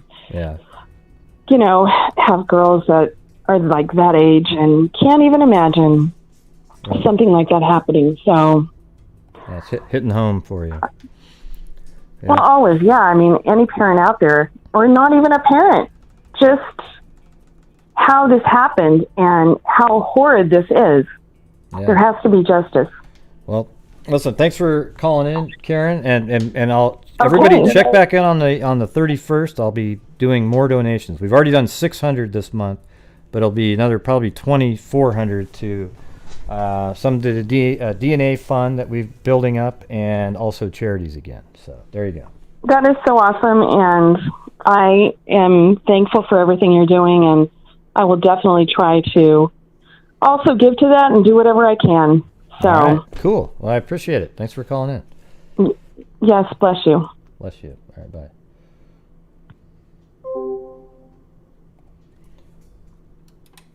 All right, 309. I think you got disconnected that one time, right? Hello? 309? Hi, Gray. Yeah, you got disconnected, right? Hi, Gray. It's Kristen. Yeah, I don't know what happened. The call dropped. Yeah, it just went blink. Yep. Sorry about that. It was crazy. No, it's fine. So I just want to say, before I get into what I think, that I really appreciate everything that you have done with this case and all the others that you work on. It's just, I know it has to mean a lot to a lot of people, especially the families, to know that you do this to keep, if anything, people still looking at the case. And I know that the law enforcement is, and that they are still working the case diligently. But I think it's really helpful to keep it out there in the public so that more people become aware, because maybe they do know something. Maybe there is somebody out there that knows something that doesn't think it matters what they know. And so you keeping it out there really helps. But anyway, so getting back to what I was going to say as far as my theory, with Bridge Guy himself, I believe wholeheartedly that he's local. And I believe that he is living among them. And I believe that he fits right into the society, as he doesn't stand out. He's, I think he's probably got a really good job and a family. I tend to go back to BTK and how he lived this life of a upstanding citizen, and was this killer. Yeah, I always say he's probably something like Dennis Radar or those kind of guys. They're just so they blend in. I'm not necessarily sure that he lives in the community, because if he did, I think somebody out there'd be a lot of people that would be able to look at this video and hear the voice and go, "Oh God, that's Jim," and he lives right down the street here. I think it's somebody that might be within 20 miles, or when you say local, right. I don't think it's somebody that lives in the town. Yeah, when I say local, I don't necessarily mean he lives in Delphi. I mean that he's local to the area within miles. Like, he frequents that area for some reason. He's very familiar with the paths and that bridge. Most people wouldn't go to that bridge and walk across it, I don't think. I think it's a very scary place. Yeah. I don't know. That's how I view the bridge itself. And he seems to be very comfortable on it. He's got his hands in his pockets, and he's just walking, like really quickly. So I don't know. I think he's very familiar. As far as the day of the crime and what he was doing or what led him out there, I totally and absolutely don't believe all these people that think that Abby or Libby were talking to people online and met someone. I think that that's completely out of the question. I think they were just two girls that went out to have a good time and unfortunately ran into a monster. Yeah. That's what I think. I think he is just like you have stated. He's a hunter. He was looking for victims that day, or he was out there. You are super. Thank you for all you do. Possibly scoping out the area, and then it just happened to be, oh, I can do this. There's nobody around. Yeah. I just think that, but I think it's also bizarre that I had mentioned earlier, it's sad that we don't know time of death, because I think that would help try to figure out where he was and why these other people that were all out there didn't see him. Like, even when Derrick comes to pick up the girls, like you said, if he was still down there in that area, how could he not have been seen? Are you listening to your own show in the background? It's way behind our live show. Not too far though, I could tell. How could he not be seen? Yeah, my question is right. I'm just like, how could he not be seen by, like, the people that were out there on the bridge and on the pass that day, because there were still people out there even after the girls supposedly were taken down the hill. I don't know. I think other people did see him out there because there's witnesses, but he was there maybe before, right? Right. Well, I mean, obviously that, but I think it's really odd that if the family and Derrick are there at 4:00 trying to search for the girls, he's still out there at 3:30 or 3:45 or whatever. How would he have gotten past all of them and down that highway or down those paths to get back to the CPS station where the car is, if that was in fact his car? Yeah, well, he could have walked up from the crime scene through the cemetery, then down 300 for not far at all, like a couple hundred yards, then cut across, or maybe even, yeah, well, hold on, I'll tell you in a second. Let me give you the yards. But if you guys would, if anybody would like to help support the channel and know that a big portion of it goes to your, at the end of the month, to the charities, that'd be great. All right, so here we go. This is only 600, it's not even a quarter of a mile. Let me get the miles distance here. How far it would be to walk from the cemetery. It's only 0.35 miles from the cemetery to the parking area, okay? But he could have actually walked through, and right then he could have cut back or even walked past the parking area a little bit, then cut through a little really narrow portion of the woods, got onto the path, and then skipped over people.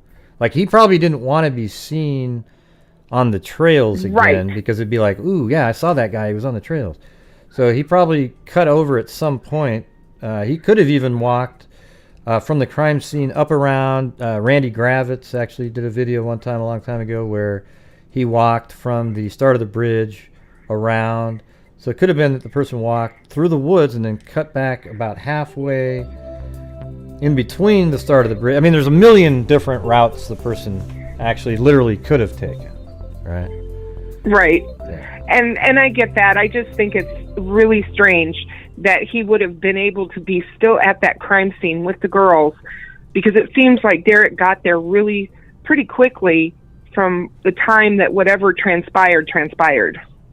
So I think that that's what bothers me about this case more than anything else, is that people were there pretty quickly after he took them down the hill. Pretty quickly, but kind of. I mean, well, yeah. So after he took them down the hill, let's just say at the very latest it was 2:30. There was another couple that was around the bridge around 3:00. We don't know exactly what time they got there, but Cheyenne was all the way at the other end of the bridge at 3 and said that her friends were out there. So then you've got, so that's a half hour later, there was people there, but I think that the girls weren't alive anymore at 3:00, although they say sometimes by 3:30 they weren't alive, but I think they weren't alive although he could have silenced them with a weapon, said, hey, do not say a word. Exactly. So they might not have said anything, and he wanted to make sure that they were quiet. So when Cheyenne and them went back across, because she didn't send put her photos up on the internet until 3:45, she said, when she got back to her car. That's when she uploaded them. And we actually checked using shadows, which is a real thing, everybody, and it really worked. We showed it. That the photo that she took, was right around 3 something. And there was another photo she took that was right by the start of the bridge. It seemed like it was, I can't remember the time, but it was like 3 something as well. And so it wasn't anywhere near 3:45. It was more like 3:10 or something.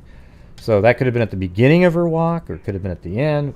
It's hard to say, but he could have waited for them to get off the bridge, and then he did whatever he's doing, killed him, and then he got the hell out of there because he thought, "Whoa, man!" So is your theory or your thoughts that he didn't intend to kill them that quickly?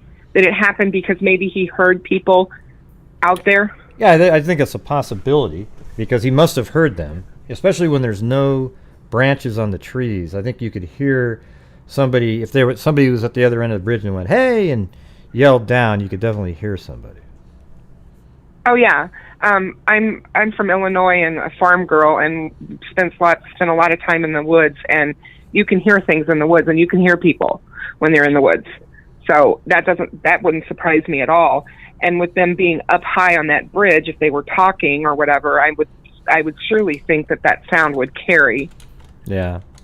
But I don't know. Those are some of the things that really, like I said, bother me. I don't know if it was Tobe that said this or not, but somebody had said that it only takes 20 minutes to walk from downtown Delphi to the bridge. Yeah, that's what I mean, said. It's really close. Yeah, I've said that. Yeah, from downtown. Yeah. All right. Well, you got your theory in there. I'm not saying you think it's a local person. No, I know. I mean, I think there's a lot of stuff. When I say local, I don't necessarily mean actually in the town of Delphi, but I definitely think he's from somewhere around that area and is very familiar with that bridge. Yeah. It just doesn't seem to me that it would be a random kind of thing where a trucker was going along and I thought, oh, gee, this looks like a good spot. Let's get out here and go hunting. You know what I mean? Can we start a wave, gorgeous freaks? _basic Can you hear generous. that Thanks voice? for everything you do, Grey : _basic generous. Can you hear that voice in the background? I can. Oh, that's weird because I just did a Zoom with my family and they couldn't hear any of the my sound effects or anything. I was trying to do clapping and stuff, but it didn't work. Wait, can you hear this? Let me play the doorbell sound. Can you hear this? Can you hear that? Yep, I can hear that. Yeah, I don't know why that wasn't working. Weird. So, all right. Well, I got three more callers. You got 3 more callers to call in, so I got to get to those. But all right, great. Well, thank you so much for taking my call, and keep up the great work. You are really, really wonderful, and I love your show. Well, thank you very much. At least there's a couple out there You're welcome. that like me. All right, thanks. Have a good all one. right, bye-bye. Bye-bye.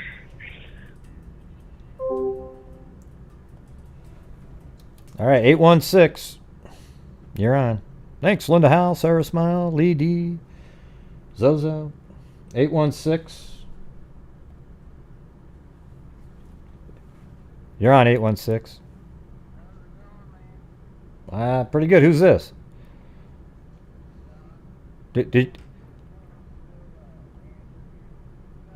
you called in earlier though. You already called in though, right? Well, I've got 2 more people. I got 2 more people though on hold. I'd rather get some new callers in. Do you have any? Okay, go ahead.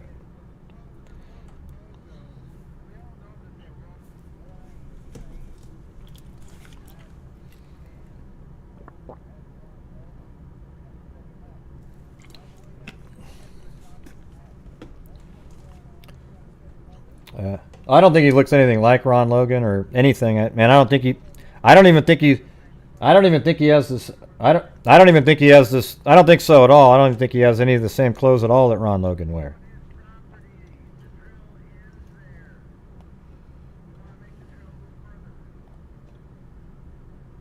I'm just gonna get rid of that guy.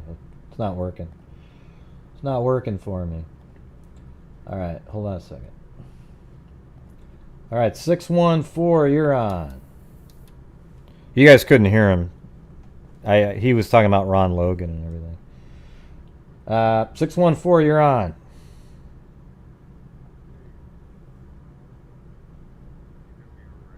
I can hear you. Who's this? The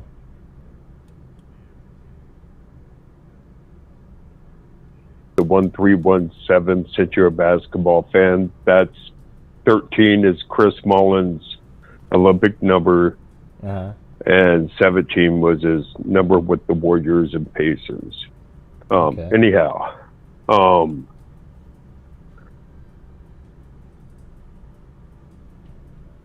yeah, you there? The BG acronym has a completely different meaning to me.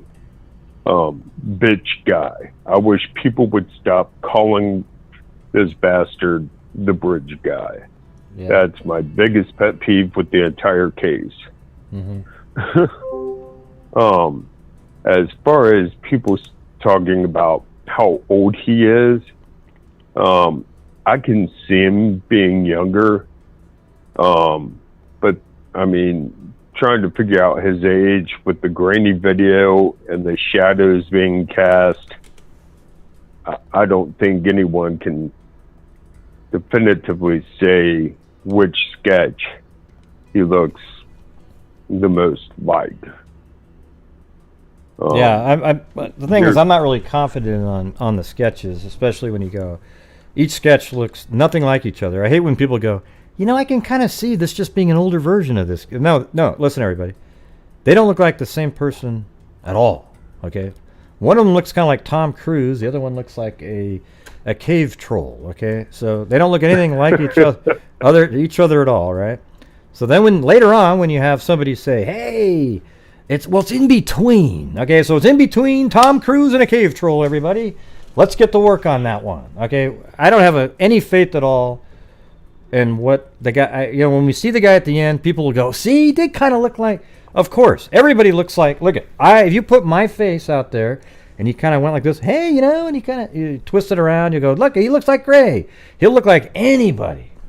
The thing is the key is people need to recognize the video and the audio, and somebody out there knows who that person is, and that's really the answer to the case, unless they have some forensic information, like genetics of some, DNA. It doesn't sound like they have a great sample if they have one. So, anyways, there's my diatribe.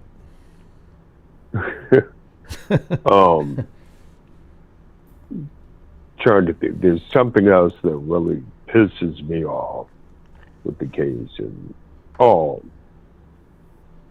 just some of the wild theories and the accusations made. Like, for Christ's sake, I mean, you put me in the sloppy clothing he's wearing,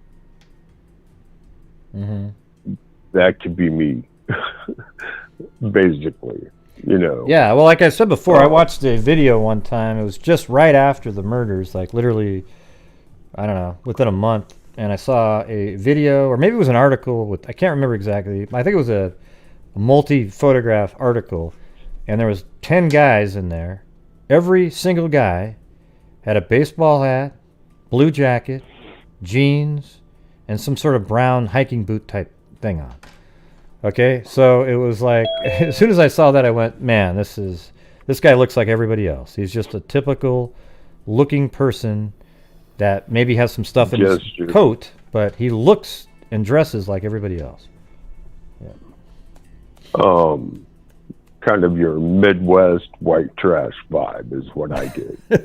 Oh, I don't know. I don't really think of Midwest people as white trash, but Well, I live in a small town outside of Columbus, Ohio, and it could be, you could walk into any of the 3 bars in this town and grab every one of them because they resemble that sketch. Yeah, there's a lot of people that look just like that. But, all right, well, cool. Yeah. I'm going to go, I got 2 more callers. I'm going to go get to those, but... all right. Thank you for your time, Gray, and I truly appreciate how thorough you are in your work. And James Brown was called the hardest working man in show business. You are by far the hardest working man on YouTube. Hey, I won't disagree. 7 days a week, 3 hours a day of show. All right, man. I don't know how you do the prep. Thanks for your time, Gray. All right, have a good evening. You too, bye.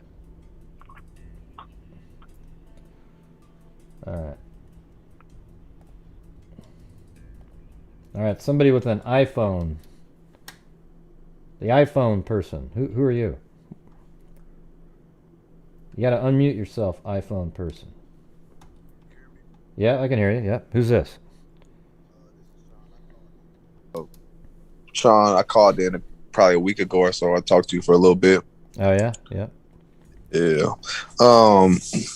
I just wanted to say something that's real irritating to me about this case, and that's when the police say we're one piece away, if the one piece away that you guys are looking for is for somebody to come out and tell on this person, then they can say they're one piece away with any unsolved case. Well, that's what they are saying. I've said that exact same thing. I go, people go, wow, they're only one piece away. I wonder what that is. I wonder what that is, that one piece. Well, here's what the one thing is, everybody. The name of the killer.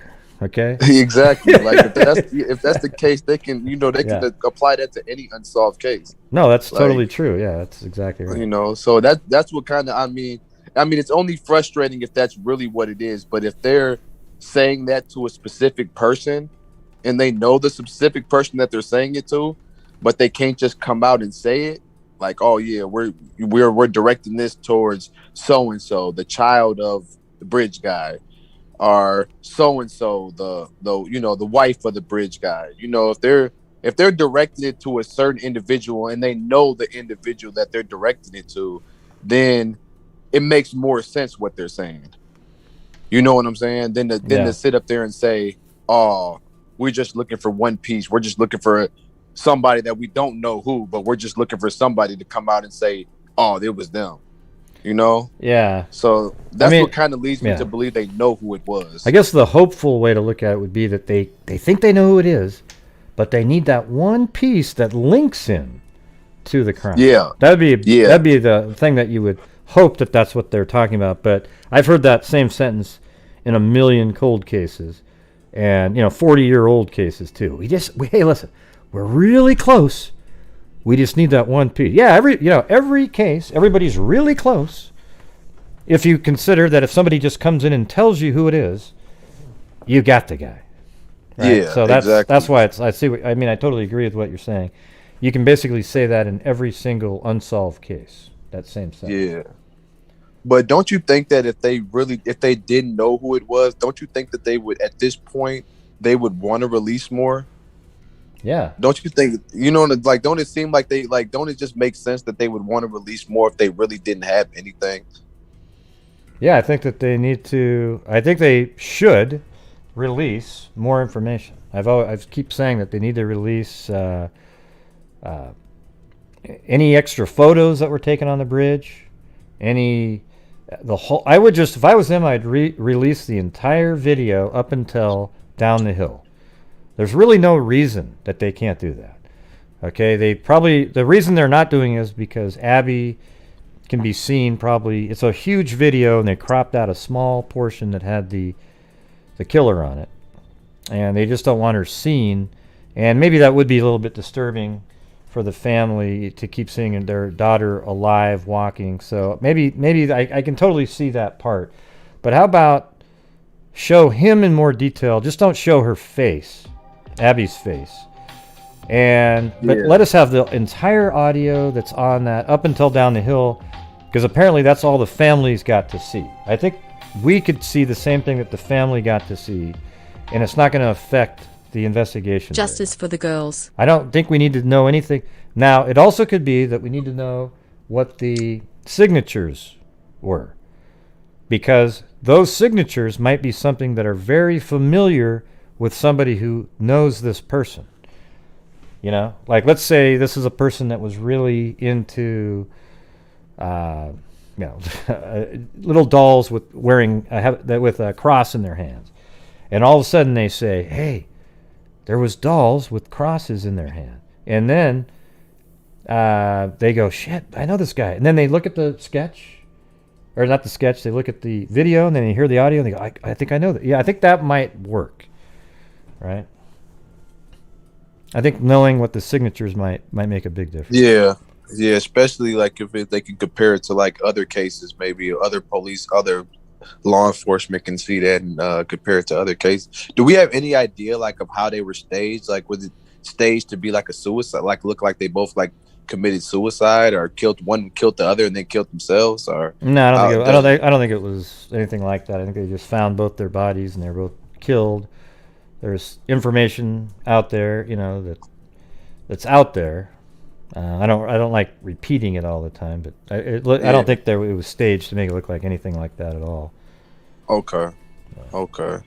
And it seems like it also seems like what gets me the most too about it is like somebody had to have known like the clothes that he was wearing that day, you know, like somebody that's the part that just gets me the most. It's just like, don't nobody know the clothes this man had on. He didn't stop at no gas stations, you know. He didn't go into no you know, I don't think he was planning on being recorded that day, so he didn't go to no bars, he didn't go to no gas stations, he didn't go anywhere. Like nobody seen them anywhere, you know. It's just like he just appeared and disappeared. Yeah, that's and he because they say like the average person in America is videotaped like how many times a day, you know what I'm saying? Like nobody's seen this guy in any video recordings or nothing, like nothing, you know. It's crazy, man. Yeah, I think that's an interesting point there about, you'd think that the guy went somewhere after that, right? So he probably was, I'm sure those cameras don't have him on him anymore, but he was on camera at some point. You know, the thing is, if you look at the map here, and he was at the CPS building, let's say he drove past the cemetery again, well, that leads out into wilderness almost. I mean, you know, there's not wilderness, but there's very rural farmland, and people aren't going to have a lot of cameras sticking out on the street, maybe at their house. Yeah. I don't know. It's just weird. Yeah.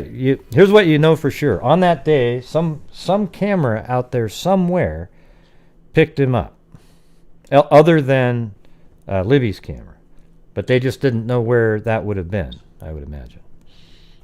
Okay. Now the story of the Dodge Dart. Is there any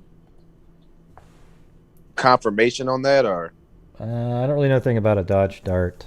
There's a lot of people that come up with this car that was parked, and there's this little grainy images of somebody putting something into the trunk, and we never really know what the hell that is. You know, it's just okay. So we don't know if he was actually in the Dodge Dart that day or not. We don't know. No, if that was no. Okay. I mean, there's people that might claim, like, here's the only way we're really going to know for sure is if law enforcement says something. You know, like we have people claim that there was a lady walking her dog at the other end of the bridge. I've never heard the woman say it, never seen a video of her saying it. It comes from a source that's not really reputable. So I don't really, I think it's possible that happened. I'm not saying it didn't happen. I just don't use it as anything that I talk about because I don't trust the source where that comes from. Also, there's a whole bunch of other things too, like, oh, hey, the flannel shirt guy saw the killer. He saw him over here. Well, show me the video of him saying that out loud. Okay, then I'll believe it. When I see the flannel shirt guy literally say it, that he saw the suspect and describe it, then I'll believe it. I just haven't seen that yet either. I haven't heard from any of the witnesses, and I haven't seen any clips of any of these people saying anything. Have any of you guys seen a clip? Anybody out there, put a 1 in the chat if you've seen the flannel shirt guy literally say, yes, I saw the suspect and I saw him over here. And if you did, then find me the link and send it to me. Yeah. Right. Yeah, I've never. I just seen a picture of the flannel shirt guy, and then I seen what somebody through a third party what he actually said. I never actually seen it come from the flannel shirt guy, so I can't. You know, it's a lot of. You know, I've watched like almost everything on YouTube that has to do with this case. I'm like, it's just one of those cases that just brings like it just automatically made. What I actually looked it up like probably like 2 months ago is when I really started because I was like. Because I remember I was actually incarcerated at the time when this happened. I remember seeing it on TV, and then I remember and I was just curious about it. I was like, I wonder because I just knew they caught the guy. Mm-hmm. So I'm like, you know what I'm saying? So I looked it up. I was like, I wonder who that was that did that. Yeah. And then I looked it up, and I was like, it's still unsolved. Are you kidding me? Yeah, especially since you saw that there was a video and they had the voice, right? And then when at first I thought for sure it was the guy who property was found on, because I remember seeing the interview with him, and I remember hearing his voice, and I'm like, oh yeah, he did it, because you didn't really know too much details about how, how the way his property was set up, how anybody could pretty much access his property. You didn't know all that information at the time. You just heard 2 girls were found on his property. That's all you heard at the time. Oh right, yeah. You know what's weird is I never thought he had anything to do with it. That guy. I don't think he looked anything like the... See, the thing is Ron Logan, I'll say his name, I don't think he had anything to do with it at all. Like, he literally doesn't look like anybody, the suspect or the killer, whatever you want to call him, at all. You know, people think they want to say he looks like him. He's way bigger, taller, older. There's virtually nothing similar looking. As a matter of fact, when you see him in an interview right after it, he's got this, you know, his face doesn't look the same. He has white hair. It's like, my God, I don't know how that ever even got started. Yes, it's his property. How stupid would it be for him to put the bodies on his own property? Yeah. You know? That's true. Yeah, see, when I first heard it though, I didn't really hear details about how they were found on his where on his property they were found. I just heard they were found on his property, so I assumed like they were found in his house or so, you know what I'm saying? Mm-hmm. Something like that. Like I just assumed that they were, but I remember law enforcement like early after it happened too, saying that they've done numerous search warrants. So did they search other people's property? Were other people under scrutiny that they searched their property? Well, they searched a piece of property that, like, the first night, or right around the first night. It was kind of, I don't remember exactly where it was, but it was in a neighborhood. Like, they quickly checked somebody that they thought, and it didn't turn out to be anything. I don't remember exactly why they went there. Does anybody remember that one? It was like that first night. It was on a street. I might even have it pinned somewhere. Wait. Yeah. Like, I wonder what ended up coming with that. Do we know who that was whose property that was that they searched? Because I remember that too. Yeah, it was like on the street. It was like a home. Yeah, and it was on the street. I'm almost wondering if, like, who was that? do we have any idea who that was? Okay, somebody just typed it was on Bicycle Bridge Road. That does make sense. Let me see. That reminds me of that. Bicycle Bridge Road. Yeah, so it was over here. Do I have any pins? Yeah, I totally remember this. Yep, exactly. This is exactly the picture in my mind. It wasn't a really populated road, but it was off of a road. Yeah, so it's right there. It's just a little bit west of Delphi. I'm sure it still counts as Delphi. Maybe it's probably a couple miles. Well, actually, it just depends on where it was on that road. Because that was pretty far from the thing, and for them to have gotten a search warrant, you'd think they would have had to have some kind of evidence there to get a search warrant. Yeah. So I'm not going to say that person's name. Here, I'll type in the address. Somebody just put it in there. Thank you. Maybe I'll keep this pin so I have it. Do we know is he a person that's got a criminal record? I don't know what the reason. Does anybody know the reason why they went there that first night? It seems like he had some. I mean, they were definitely there, like in a pretty big way, you know. I mean, because if they were there looking for something, I mean, and they didn't find anything, I mean, it wouldn't be too hard to get rid of things that, you know, he did it with or whatever, and for nothing to have been in his house, you know. So like I said, I don't even know who it is. I'm not accusing them or anything like that. I just feel like for them to have searched his house, they would have had to have. So I guess somebody tipped them in. Somebody probably said, "Hey, this guy looks just like that guy." Oh, and, okay. You know, I don't know how quick, if the picture was out at the time. It seemed like this was like the first night. Did they even have an image of the killer out yet? At that point, I don't know if they put a picture of the killer out really quick. I know that, yeah. But then they had a press conference 10 days later where they got more into it. So it was the 16th, Mary Poppins said. So that would have been 3 days later, after 2 days after they were found, though. Okay. Now I know you don't want to say his name, but have you yourself like looked into him and ruled him out in your mind, or I haven't looked into that person. Okay. Yeah. Okay.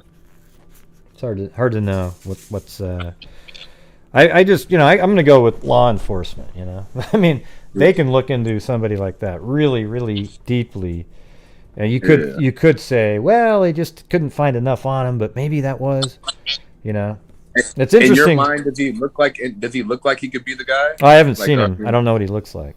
Okay, you don't know what he looks like. Yeah, Okay. yeah. Okay. I do remember that night them searching there, though.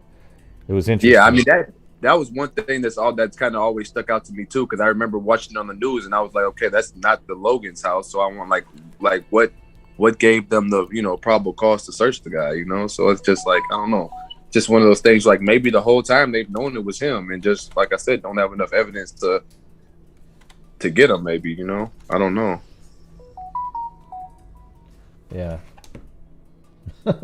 Hold on, I'm not sure if these are related. Oh. Okay. What's that? Oh, I thought somebody was texting me about the case, but wasn't. Oh, okay. All right. Okay. But anyways, I got this other call coming in now. But you got any last thoughts? What do you got? No, I was just trying to throw stuff out there and just kind of give you my input a little bit. I thought it was good. It was a good banter. It was got some maybe think about other things. So. Yeah, but yeah, I like what you do, man. I'm continue to keep watching your show, and if if anytime I got some things on my mind I want to talk about, I'm gonna call in. Well, I appreciate it. Awesome. Yep, thank you, man. Yeah, thank you. Bye. Oh, what happened to that? There was a caller on hold, and they hung up at the same time. So whoever that was with the 310, you can try calling back.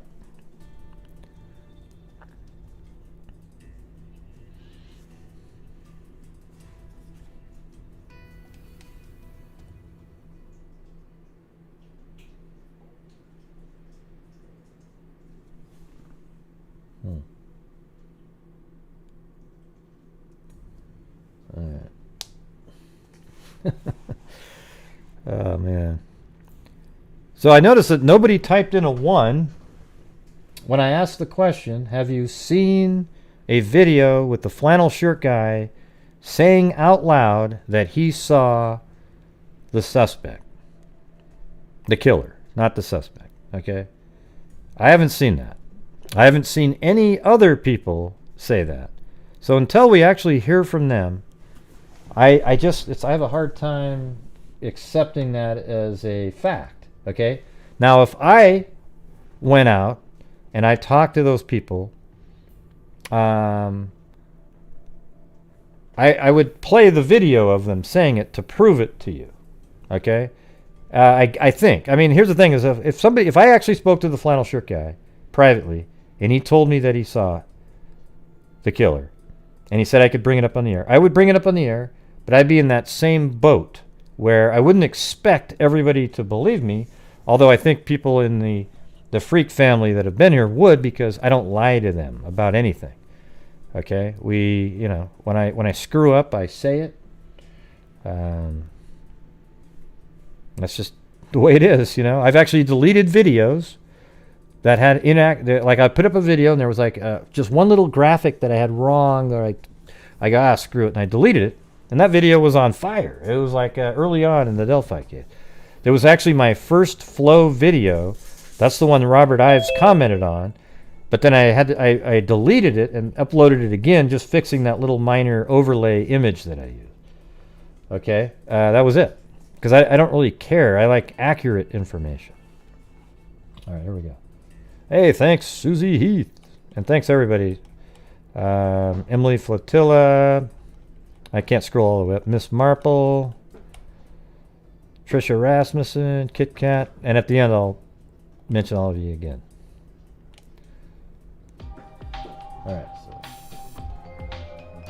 All right, 267, you're on. 267. Hello. You gotta hit the unmute. Ooh. Gotta unmute yourself. *6. Don't listen to the show. Listen to the phone. Hello. Yes. Who's this? Hi, this is Mary Kate. Hey, how's it going? Good. How are you? Not too bad. Not too bad. Hi, this is Mary Kate. You gotta turn off the audio from the show, okay? Okay, I'm sorry. No, I was calling. I've been watching this since it has happened. And the reason why I was calling is it's just a lot of frustration, and with the whole, the voice, with the the images and things like that. A lot of things that I keep hearing and stuff is like the police keep saying, and like they won't release a lot of information. I believe like that would be so much helpful. I can just imagine like all the stuff that the parents are going through, and it's so oh my god, I can't even. It's like I'm just like so I don't even know how to explain it right now. The whole thing with the when the guy on the bridge, when they were walking, are they 100% sure that the guy that they did take the photo or the video that is the guy from the bridge? Yeah. Yep. That's 100%. Okay. Yeah, because look at here's what they have. This is why I know. I've known this since the beginning. It was never confusing for me. You see the guy on the bridge, and then you have the audio of him saying, "Hey guys." Well, they know, they have the video, so they know that that's the guy who walked up to the girls, walks past them, says, "Hey guys," and then says, "Get down the hill." Now, the odds of there being this other killer, and that guy didn't know him, and he just sort of walked away after that, is one in a... It's not even possible, okay? That person would have came forward and said, "Oh my God, I walked right by the killer," you know? Yeah. But that's not what happened. What happened... Well, I guess you could make the argument that, well, no, you put me out as the killer, and I wasn't. I passed, you know. Look at, they just know. It's really obvious. His voice started speaking right as he's walking by. Same, I guess they could sort of see the ground and feet moving around, you know, for a little bit, and that's what he said. He said, "Hey, guys, down the hill." See how good I could do that? Because I've tried to imitate it for years. Right. Yeah. So what's going on? Do you think they're any closer though? Like, I mean, it's been 4 years, and I'm sure like the parents are like, I mean, it's like going crazy, and like, I mean, even the town of Delphi and everybody's probably just on edge, and like, you know, saying it's like, oh my God, like every person that they see has that blue jacket, and they're probably thinking, oh my God, that could be him. Now, I was actually on the internet, and I seen, I was just like looking up like Delphi things, and I seen that there was a white car with a guy with the blue jacket putting something in the back of a trunk. Yeah, I've seen that the same man? I don't know. I've seen that video before. I just think that kind of stuff is just old folklore from the case. You know, it has nothing to do with anything. You know, somebody takes this little shot through a window and makes it look all grainy. Hey, you know which photo we're talking about, Baba? The one through like a window at a guy with his trunk, and he's putting something in it. What is that thing? Yeah. To me, it's just sort of like this. You have people talking about it over and over again, and it never leads to anything. So obviously, it wasn't anything. The police would have been all over that thing in 2 seconds. And then I also seen one. There was a man with the same exact. It looked identical to the one on the bridge of him sitting on a bench that looked like at a park. I've seen the guy on the bench at the park, and I don't think he looks anything like the guy. He weighs about 80 pounds more than the killer on the bridge. I've seen that one before. And the last thing I just wanted to say was that I was reading, there was like a text message that someone was writing through somebody, and they said that they had already alerted the authorities that it was somebody named something Hockenberry or something. Yeah, we don't bring up names of people that have never been arrested for anything, or you just did, though. I already went over that before. Okay, I'm sorry. This isn't where what's your name? We'll go ahead and talk about you on the next show. What's your name? You can be the suspect. We'll bring your name up. Mary. No. Well, I'm just saying. Well, that's what you just did to that guy, right? That guy has nothing. The odds of that guy having anything to do with it are nothing. You just brought his name up on a show. Okay. You can't. Okay, I apologize. Yeah. All right. All right. What else you got? All right. Thank you. Yeah. All right. Thanks. All right. Bye. Bye.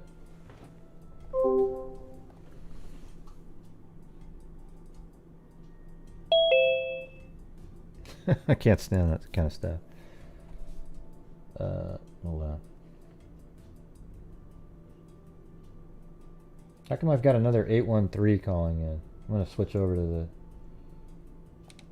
All right, 310, you're on again. Or another 310. Hello. Yeah, not too bad. What's going on? Yeah. I'm trying to figure out what would be, you know, I've seen videos about, am I allowed to say anybody's name? No. Okay. Unless it's a known person that's been arrested and, you know, has been in prison and was a suspect already mentioned in the case. Yeah, there's one suspect that really intrigues me. I'll just mention his initials, but he goes by PB. And I kind of feel like this is one stone that should be, you know, looked under a little bit more. Mm-hmm. I also kind of feel like he just it's like a puzzle piece, right? So he kind of fits into a lot of the, you know, the clues that we were given. Yeah. From like hearing about this this murder originally when it was called the Snapchat murders till now, I just recently rediscovered it. I was like, wow, this still isn't solved. It's kind of actually like alarming. Mm-hmm. So yeah, I've heard that guy's name brought up again. I mean, if he's the person, people have tipped him in, and he's not arrested yet. So that's just kind of the way you look at it. Like they must, you know, they don't clear anybody till there's an arrest. You know, I'm sure they've cleared some people, like family members. But right. What is the information on that person, without saying their name, that you find interesting? Clothing, body type. I saw some stuff on True Crime Jesus that was pretty interesting that led me on to other videos about him. And if you've never, you probably have seen the True Crime Jesus stuff. It's totally disturbing. But yeah, I actually don't watch any of his videos. I just because I'm more like I try to do this like I'm a professional, trying to look at the real stuff. I don't look at the sort of wild, you know, like these way out there fringe theories and stuff.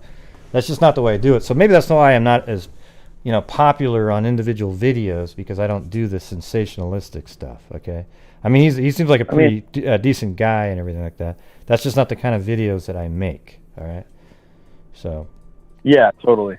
I mean, I've seen you once or twice. I kind of, well, obviously it just, you know, it alerted me that you're on. So I just kind of like really just recently dug back into this. But I mean, I would say that like that guy, particularly if there was a puzzle piece on the table, like he fits it pretty well, you know. And I don't know what's going on with, you know, the police that are over there in Delphi. I just feel like either they're protecting him for whatever reason, or he's a relative. Yeah, and he got cleared. I don't know. Well, the FBI took over the case right at the beginning. They were running the show for a long time. How would that have ever happened? Huh. Yeah. So the thing is when you say police were protecting him, but the FBI ran the show for a long time, why would they have any interest in protecting a local officer? That's true, huh? Yeah, I mean, that's my 2 cents. I mean, obviously the case is pretty cold at this point. It's really hard to figure out, like, you know, what direction to go in without, like, somebody just, like, I feel like, you know, it's almost like the John Benet Ramsey case. It's just like, it's like almost impossible to solve once it's left, you know, once so many years have gone by. Mm-hmm. Because then you have other people that just would rather like take the claim for the fame of that, you know, murder or something, and it gets all like intertwined into just nonsense, I guess. Where that's the police have. That's the thing is I'm just kind of I'm really frustrated that some of these people that put out these wild videos and theories on stuff get so popular. It kind of tells you the mindset of people. They're more into the sensationalistic sort of like, ooh, wow, I was thinking that too kind of crap, instead of just the rational approach to trying to figure out what the hell's going on.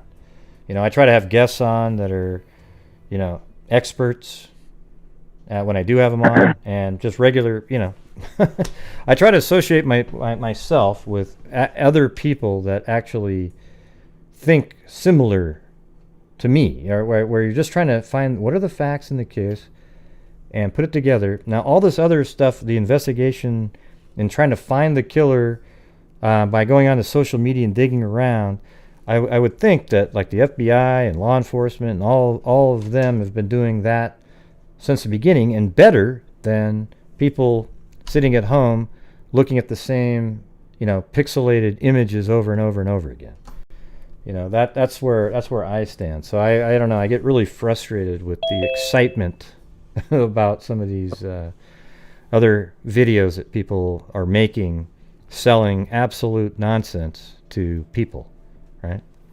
So totally, and it's really frustrating too when like they put out a new sketch a couple of years later, and it's like a young boy, it's like a young man or whatever, and now they're saying that this is the direction they totally changed the direction. It's like the other guy was like the first sketch that they released or originally released was like that one feels right, where the other one just feels like it's throwing everybody off. Mm-hmm. I can't believe the amount of time and effort the families put into trying to make this case well known and using the original sketch and put it out there, and then everybody was looking for them. And like there's sometimes like people like us who don't, they stick with what they last known about the case, right? So they're looking for that guy instead of like the news sketch. Yeah. So. Well, the thing is, it's also like the family's gone through hell from the public from the beginning, and those people shall be ashamed of themselves. Okay, you sat there and accused the family over and over and over again, without really having any information at all to support it. Just he kind of looks like it's just. It's sick. Yeah. It's sickening is what it really is. And, anyways, I'm going to get to these other calls, but I appreciate you calling in. All right. Oh. Do you have any more problem. to Thank add? you. Do you have any more? Maybe one last question. Okay. Do you think the family knows exactly what happened? I think if anybody knows, maybe Mike knows, because he's worked more with them. So he might have a little extra detail, and also I don't think Becky wanted to know the other details. But he'll never say. He's like a steel trap. He's never going to tell anybody. He works with the investigators all the time. And so there you go. See. Okay. Thank you. Yep. Thanks. Bye.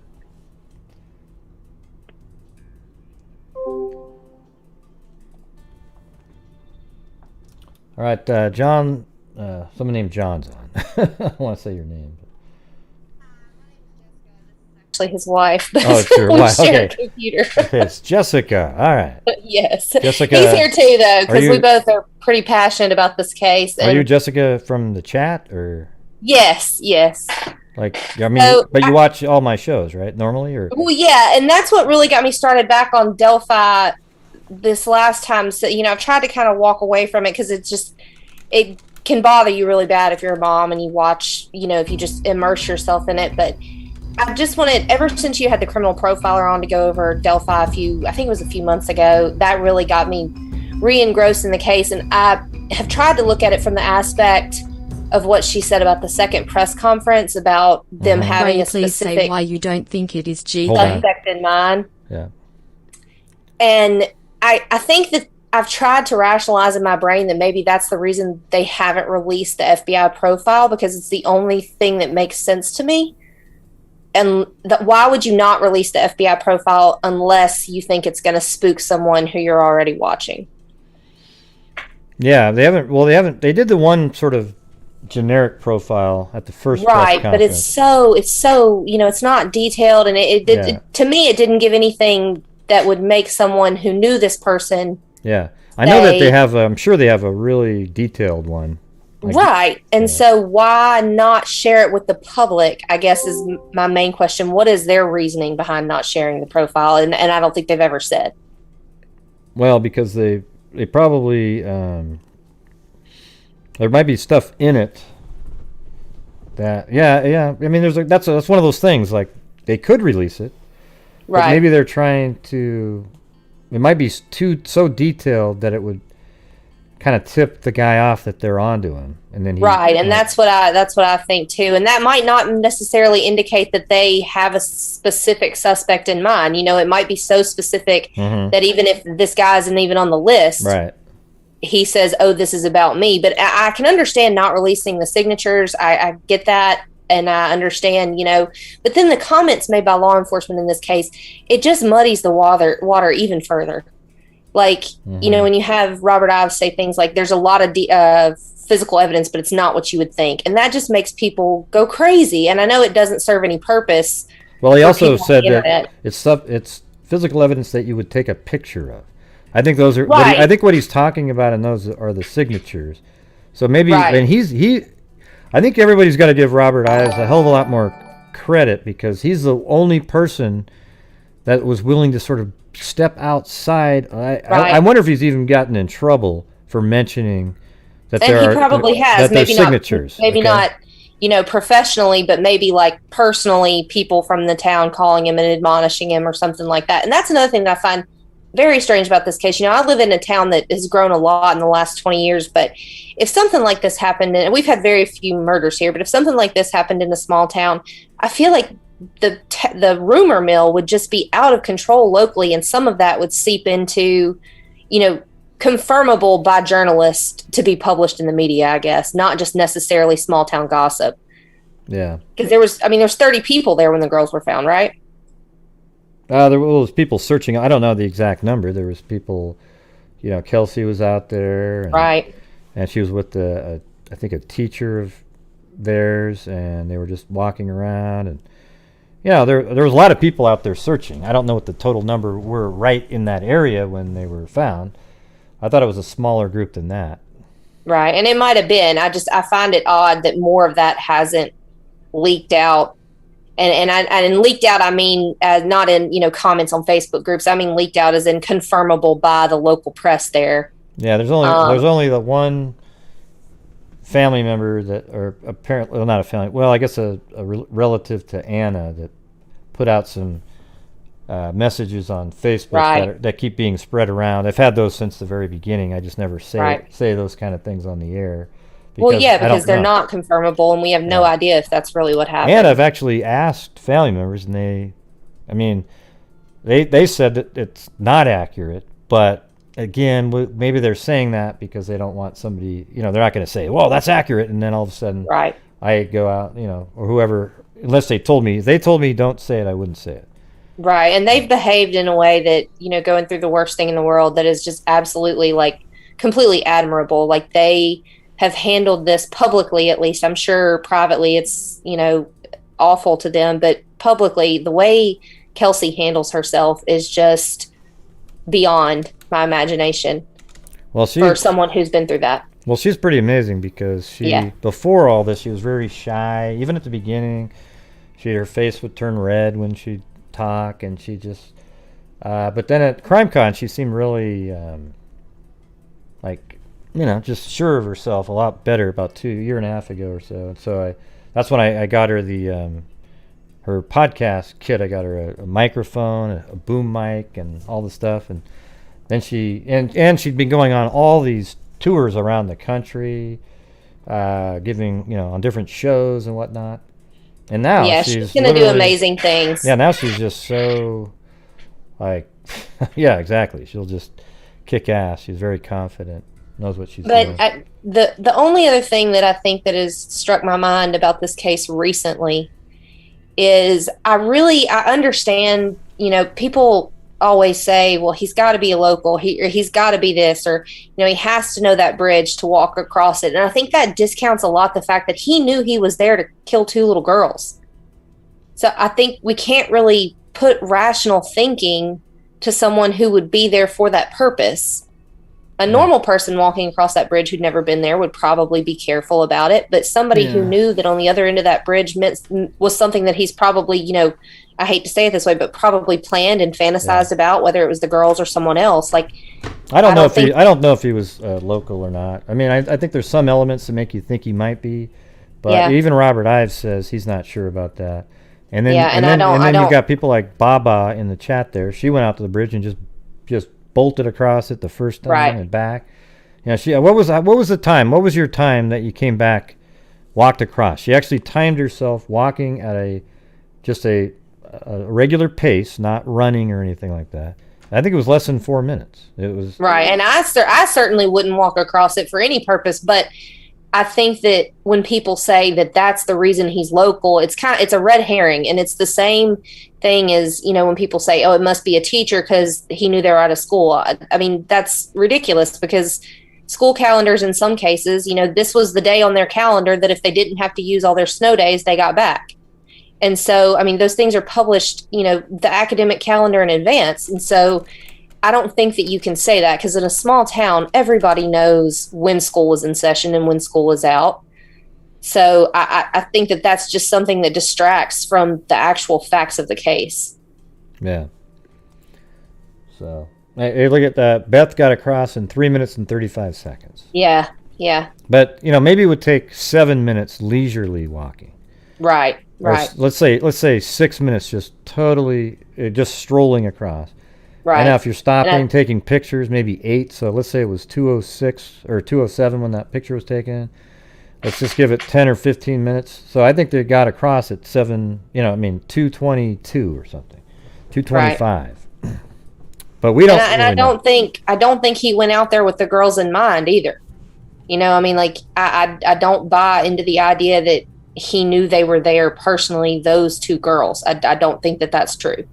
I think that this is somebody who, I don't know if there's a prosecutor's podcast that's gone over a lot of cases really in depth, and they're somebody who really, like, you know, they like to take the path that makes the most sense. You know, the most common sense experience is probably what happened. And I think that this is someone who probably does that on a regular basis. You must have been talking about my channel. That's what I do on it. That's what I do on every show. It's very similar, but it's just, you know, this is someone who we know the behavior of people who commit crimes like this. They either get in their car and they drive around, or they wander in this guy's case. And I think that it's very important. They said something in their podcast that really struck a chord with me, is pay attention to the people who have been there, you know, in the past, somebody that you know that used to frequent this area and no longer does. Or any area like that would be similar, a trail or something like that in the area that maybe somebody stopped frequenting those areas. I don't think that he necessarily went to this place on that bridge with that plan in mind. All right. Yeah, no. That's exactly, I think he went to the bridge. I don't think it was an opportunistic, like he just sort of was walking around and went, whoa, this is my time. No, definitely not. I think he was there. I think he was there to do what he was doing, but he didn't know. Yeah, for sure. Yeah, so I've been saying that since the very beginning, that they went. I mean, my theory is he was there to kill, and they just happened to fit into this miraculous little time frame, because as I said earlier, there hasn't been one person that said they saw Abby and Libby on those trails that day. Other than and there were other women there by themselves that day. I think the one that I can remember hearing about was a woman with her dog. Well, that's just total wild. We don't know if that's true or not. Right? Yeah. The 12:30 witness thing is the reason it's out there is by somebody who isn't trusted by anybody. Right. And so they put that out there, and there's no evidence of that. There's no evidence of any. I mean, any of that stuff. Now, I'm not saying it didn't happen. I just can't trust it or anything like that at all, given the source. Okay. Well, the only confirmed witnesses are the young couple, and then the flannel shirt guy, right? And then the woman on the bridge. Wasn't there a woman on the bridge like around 3:30? Well, there's a woman named Cheyenne that was on the bridge with her friends. She was on the other. She was actually at 3:00 on the southeast side, all the way across where the girls were abducted from. And so about 3:00, so she was only there like 30 to 40 minutes after they were told to go down the hill. Right. And then she uploaded the images at 3:45 at her car. Which is it's such a short time frame. It's a miracle. That's another thing that I think is, I don't think that law enforcement hasn't looked into this. I'm confident they've looked at this from every angle, but how he left, I feel like holds a lot of answers. I mean, even if there weren't a lot of people out there that day, I feel like what the previous caller was saying about video cameras and stuff like that, and they probably just don't know where to look. He probably was seen. They just don't know where to look. But how he left, I think if that's ever figured out for certain, I think it'll answer a lot of questions for law enforcement. Right. Yeah. Well, I mean, I guess you could say, I mean, what do you think yourself that it would help them? Like that he knew the area? It would explain that he did know the area? Yeah, like if he went through the woods? Yeah, probably. And I think that would answer. I think there are a lot of people out there who think that he went there to abduct them. I don't think that, but no way. I don't think so at all. But I think that knowing how he left the park, you might be able to say, okay, maybe this road was the fastest way back to whatever interstate or whatever, if we don't think he's local. And maybe there would be somebody who spotted a similar vehicle than what they claim was at the abandoned CPS building. I feel like if that would probably also help, narrow a timeline and figure out what could come next in the timeline, I guess, of finding him. Yeah. Well, hopefully we'll get some answers here soon. I really hope so. It's really the main reason I lean towards him not being local is, it is such a small town, but it's also very rural. And he might be local, but I would think that in a small town like that is so rural where people, they all shop at the same Walmart. They all, what I mean? It's not a metropolitan area. So I would think that someone knows who he is if he were local. So, and local, I mean, as in Delphi. So I'm hopeful for answers for the family because it just breaks my heart that they have to live with this every day without justice. Yeah, totally agree. I think it's going to be solved this year. I hope so. That's I hope so. All right. Well, it was good talking to you. Good talking to you too. But are you on all my shows? I mean, there's a Jessica Schubach that always comes. No, that's not me. That's not you. Okay, because I was going to say I would have said Jessica I'm on Schubach. when bedtime lines up. Oh, okay. All right. Thanks. Thanks for calling. Thank you. All right. Bye.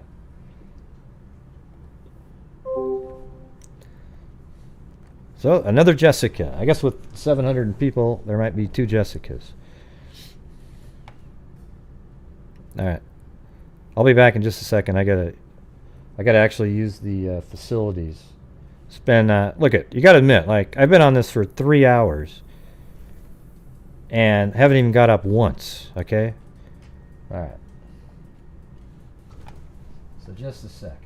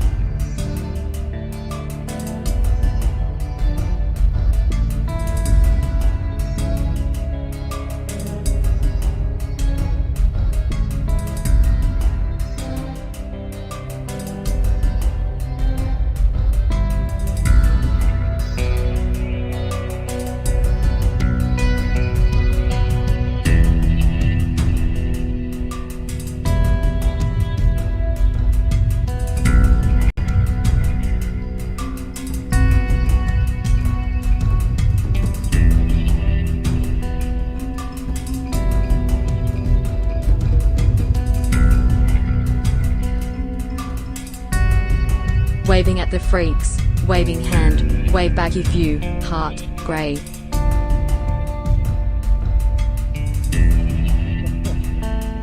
Way up in the air. There we go. There we go.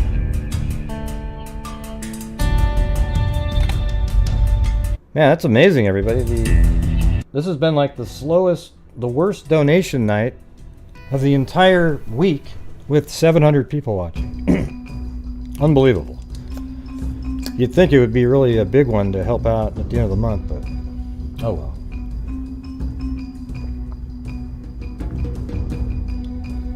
Isn't that weird? The worst of the entire week is the night with 4 times the number of people watching. Let's see, what was I going to say? Oh yeah, so like the thing with Mary Kay, or I think that's her name, who called in, you can't say people's names, all right? I was just trying to point out how crazy that is. Wouldn't you hate it if your name was mentioned on a show when you haven't even been associated with the crime at all? Okay? So I think my response is exactly how it should be. I was trying to get people to see, God, what if your name was put out there? All right? I mean, I thought the call was good, other than that part. All right. Oh, that's right, rent. Yeah, maybe. I was just trying to figure that out. Like, yeah, that's weird. Maybe that's true. Yeah. Well, pay your rent. Forget that. Yep, today. Hopefully, yeah.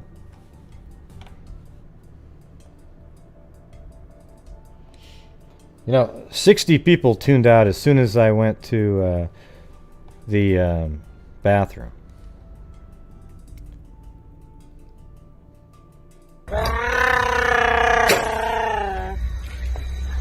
Chewbacca? I'll be Chewbacca if you want me to. Hopefully today's the day. Yeah. I thought there was just one girl, Beth, that was jogging or something out there. So there was 3 girls. Well, that makes sense. Oh, thanks, Marine Co., Holly, and LM. Yep. Send the love to the Patty family. Becky's a really nice person. Oh yeah, where is that sound effect? Do I still have it? There it is.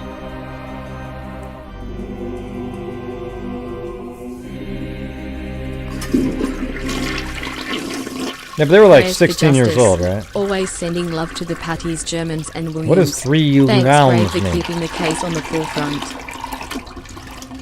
Yeah, no problem.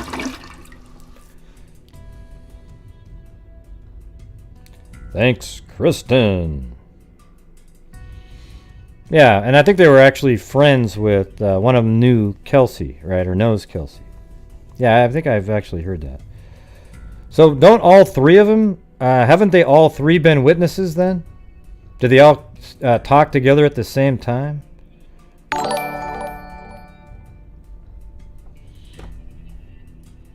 It seems like they would have all sat around and explained what they remember seeing on the person together in like a group sketch. Is that what they did? Hey, thanks, Boggle Queen.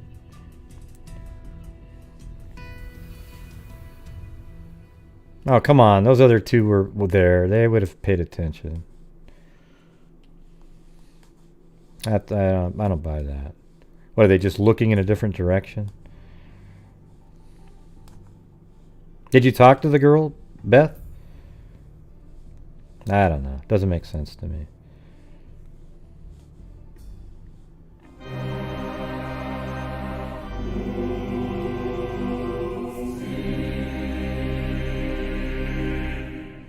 For donation night. Yeah, they were walking. Did you actually talk to the person?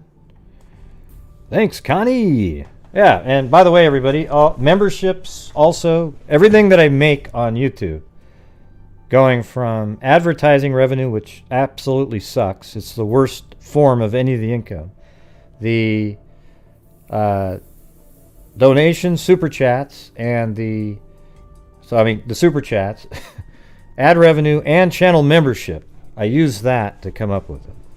It's usually about You know, I'd say 40% of the take-home pay. You know, like YouTube takes taxes out and all that shit, which is a huge percentage. All right, so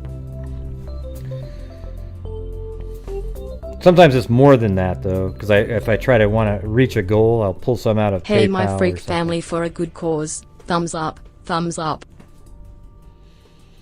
Man, it sucks having to pay your own quarterly taxes too, by the way, which is literally every third month goes straight to taxes.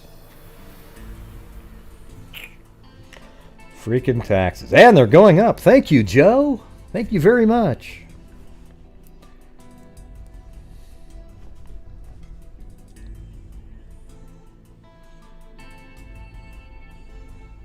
Yeah.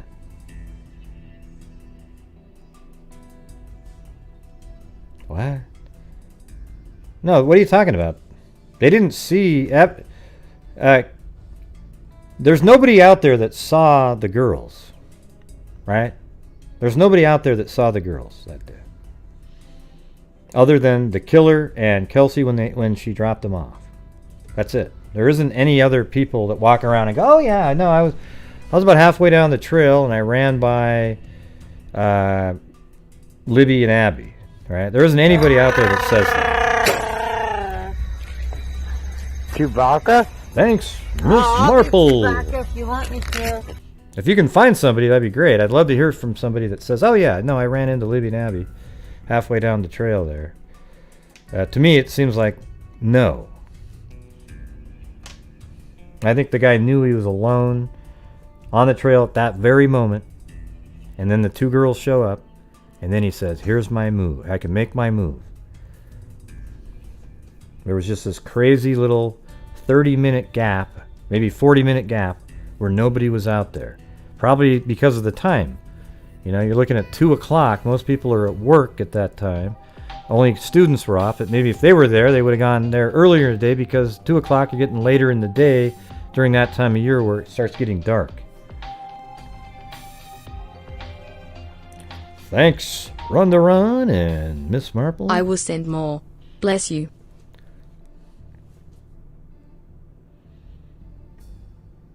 What are you talking about, Uncle Racer? You just keep typing in little short staccato sentences that don't really lead to anything.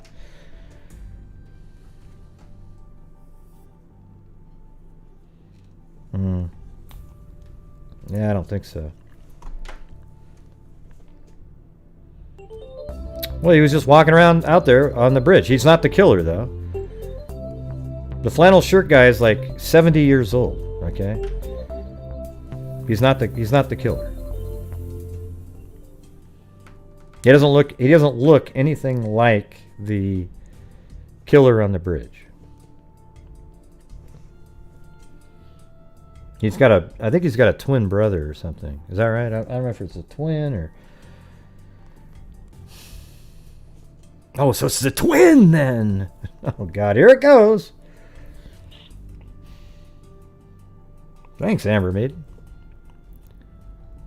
Yes, right, you survived it.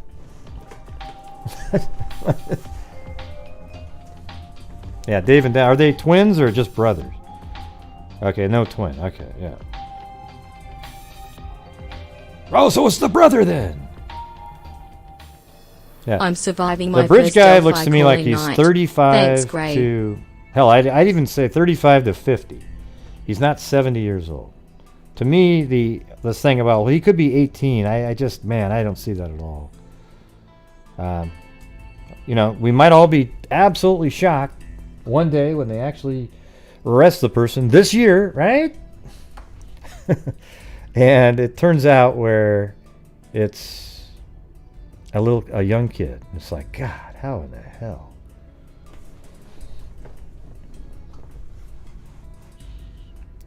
$36 to $40, come on, jeez.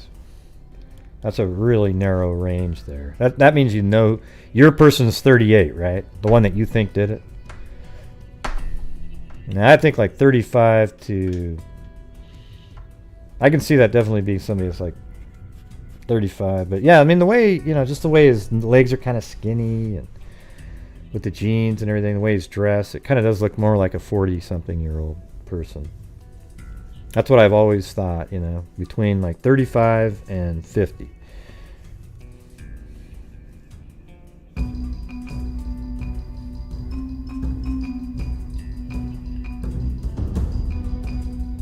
Oh, cool. I got to start the show over, Billy? Oh, you called in as Karen? Cool. All right. That's who that was? Hey, Gray. Sorry, just got here. Guess that means you need to restart the show. You're so mean. Smiley face. Well, you know what you guys should do is watch some more of my other cases that we cover. Because some of them are ridiculously interesting. And it'd be cool, and they're all cold cases. And it'd be cool if some of the same thinkers, like we could have, you know, we have call-in shows. I might do something where I have a call-in show on Friday nights or something, or Saturday. Those go over the cases we covered during the week, and then Sundays I'll just keep doing Delphi case coverage. But maybe Fridays are the ones that we cover during the week, or Saturdays. Thank you, DSK1317. I called in as Karen 505 a few hours ago.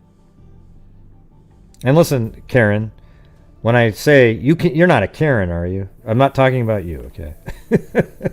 It sucks for the Karens out there that this term for people that complain, you know, about wild things in society, you know, they're called Karens, right? So it's like, oh man, it sucks for Karens. But I'm not talking about anybody here, unless you act like a quote Karen and your name just happens to be Karen. Then it'll be, oh my God, I am talking to you.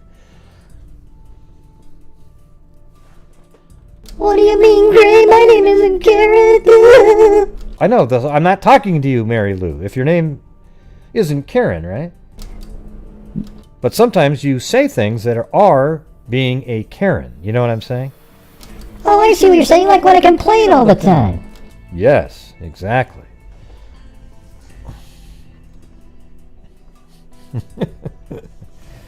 Yeah. Yeah. Yeah. I'm going to end the Zoom meeting unless there's anybody on hold. Nope, nobody there. All right. That's done. But hey, it was great having all of you guys onto the show. I hope you guys got something out of it. I thought those are all... I don't think there was any crappy calls. I just don't like when somebody's name is mentioned. I always feel like I got to defend that person, even if they're a shitty person, because it's like, how are you associating them with Delphi? Right? So, anyways, I apologize if I made you feel bad for saying, give me your name. You can't do that, you know. But I thought the call was good other than that part.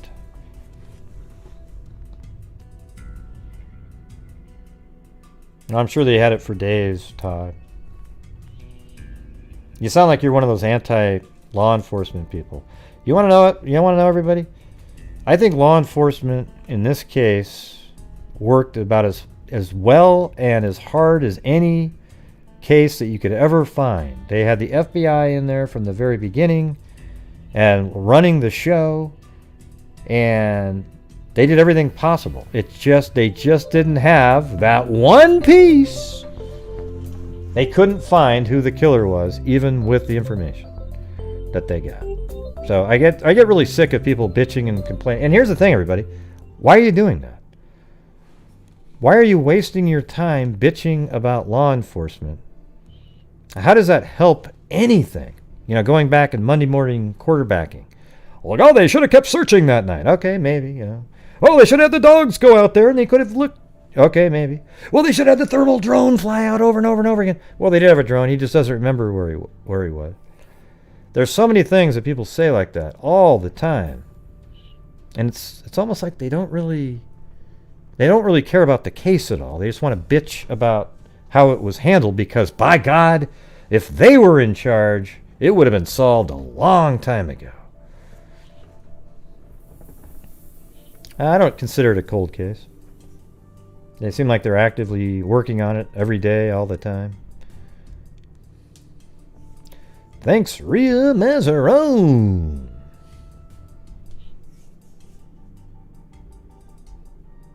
Did you change? Or is there another Mazaron? Seems like you... Anyways, thanks. Thanks, Cindy Lean. They're just trying to put the puzzle together. Maybe. Hope so. You should say you think that, Super Soda, not, hey, they have the info, they're just trying to put the puzzle together.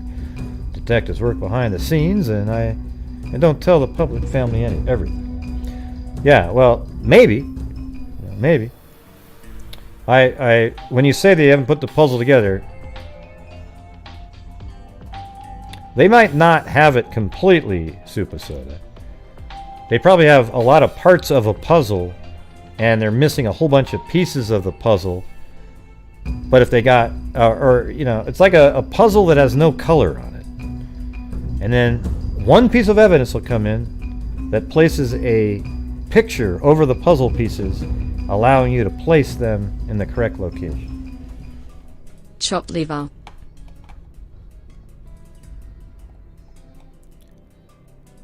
Thanks, Lee D. Hey, Lee D put chopped liver, almost knowing that I wasn't going to see that because it soared by so fast. That was great. Because Zozo did that the other night. Because I didn't say her name, and she put a piece of like a knife and some liver. Well, I don't even remember what you did in there, but yeah. I kind of wish the image would have been put out. What image? You kind of wish the image wouldn't have been put out. Oh, yeah, I see what you're saying. I think what they should have done was never put out a sketch, but only have put out the image of the guy on, the killer, okay? I'm glad I stopped myself, because if I'd said the guy on the bridge, I would have, in effect, said bridge guy, okay? Let's try to all, as a group, not refer to him as the bridge guy, though. Gosh, Gray, why can't I call him the bridge guy if I want to call him the bridge guy? I didn't say you couldn't call him the bridge guy. I said, let's all try as a group to call him the killer, or something more appropriate to his name. Okay, Gray, but why are you telling us what to do? I'm not telling you what to do. I'm saying, can we not call it... forget it. Gosh, Gray, you're so mean. Yeah. See, that's how conversations go, by the way. It's ridiculous. You say, let's not call him the bridge guy anymore. And then people go, how dare you? It's just weird. People's brains don't work correct. Like, do you think it's cool to call the guy, hey, look tonight I'm going to go watch The Family Guy. And the flannel shirt guy. Oh, and by the way, there's a bridge guy, too. He's a barbarian killer psychopath. But hey, let's just keep calling him bridge guy and giving him this nice, peaceful, happy name. No, let's call him the Psycho Whack Job Killer, okay? So from now on, he's SWK, all right? The Psycho Whack Job Killer. There we go, everybody. I think we've come up with a new abbreviation, SWK. Has sort of a ring to it, too, doesn't it? It's more like a, BTK-ish, SWK, a little... There we go. SWK. Who's that? Well, the Psycho Whack Job Killer. Thank you. Oh, God. And then Lenny comes in with Psycho Whack Job Wacko Killer Guy. Oh, shit. Oh, it's a P. Sorry. That's right. You're right. I spelled it wrong. So it's PWK. Okay. I was just thinking really quick in my brain. I know it's spelled like this. So here's Psycho Whack Job Killer. So it'd be PWK. There you go. Pwak. Okay, from now on he's Pock, or Pock, something like that.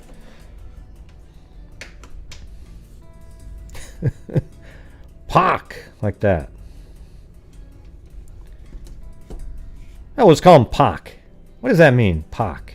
We'll just assume a silent letter in the middle. Psycho. No, how about Psycho and Whack Job Killer? So then we got the P-A, we got P-A-W-K like that. There you go. Pac. Psycho and whack job killer. You know, the guy that was on the bridge. Ah, shit. Psycho and whack job killer. Well, who's that? Well, the guy that was on the bridge. Oh! There we go. We got to see if we can remember that one.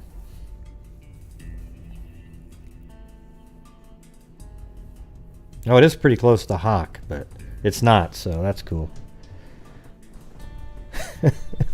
Pac the Hawk? Oh, you screwed up the Hawk. You shouldn't have even mentioned the similarities.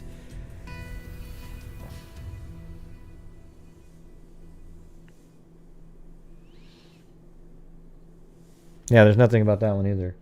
Yeah, that's what's sort of strange about it. You know, they're both totally unsolved murders, double homicide of 2 young girls. In the Lyric and Elizabeth case, that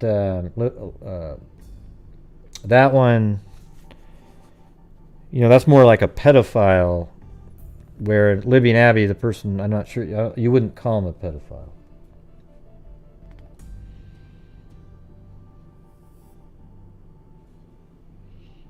I'm trying to find that one Chrissy email that she sent that had a case in it. Hold on.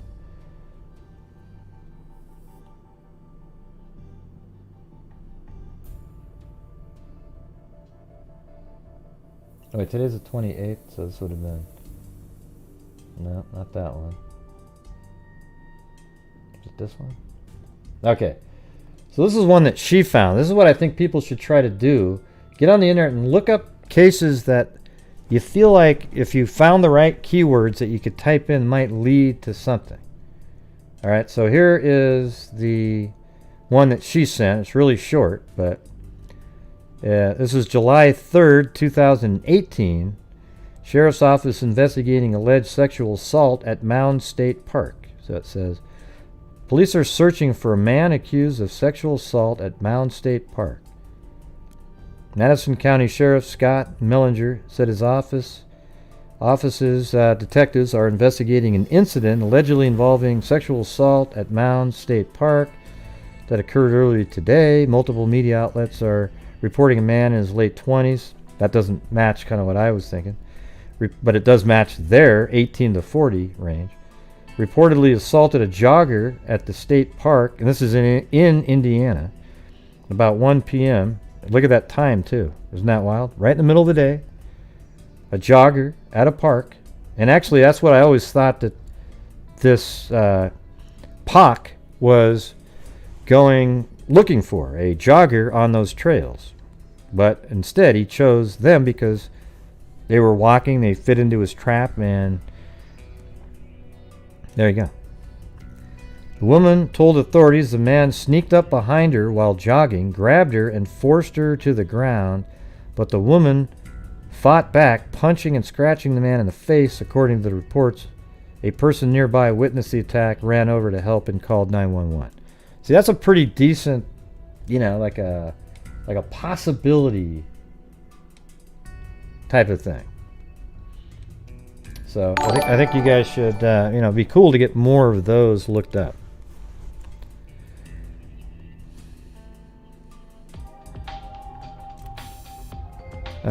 What is it? I can't see what it says. Probably, I'm sure it's the BITCH word, right?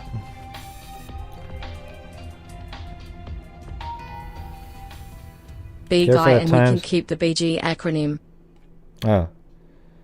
Clarify the times of death. Time of death. I think they think sometime around like 3:30 or so. That's around that time. So they were already dead, everybody, when people were searching for them. So bitching and complaining that why weren't they found that first night? What difference would it make? I'm actually kind of glad that they found them the next day, because then it was light outside. If it had been in the dark, you might have tripped over things, knocked things over. That would have been crucial information in terms of the signatures, right? So it's better that they were found during the daytime. Oh, there you go, Spock. Psycho-human.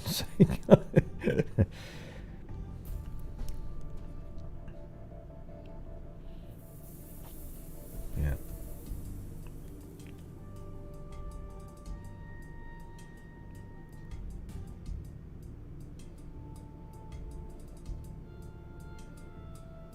Oh, well, thank you, PK, for joining. Awesome.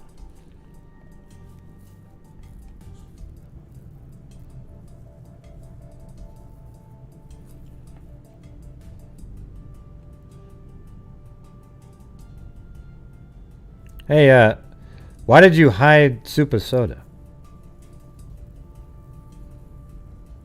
What? Oh, and that. What case are you talking about, Super Soda? I don't know what you're referring to. Oh, that one that was just brought up on. That I just brought up. Okay, all right. I don't know that because it was just sent to me. I read it, so that wasn't even real. Okay. How do you know? You don't need to hide. Why? Who hid? You don't need to hide Super Soda. What are you doing? Jesus. She's always here. Yeah. Why aren't you a channel member, Super Soda? Come on. Join the freak family. And my name is. You're not. You know why you're not tagging me, Super Soda? Take a guess why you're not tagging me when you type my name in like that. Well, I'll tell you the reason. My name is spelled Gray, okay?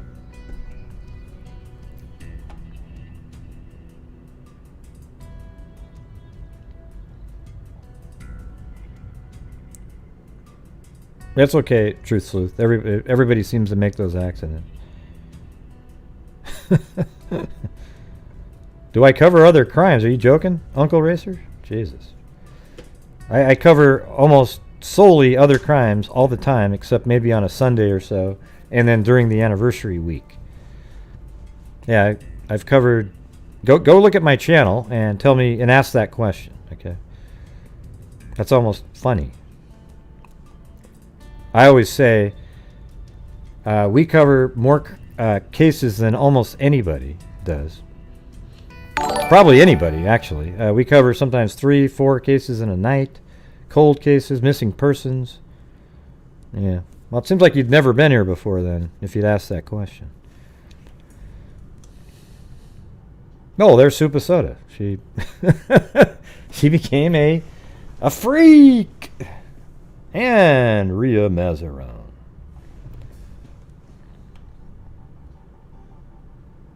No, I saw her say that. She said it was an accident. Yeah.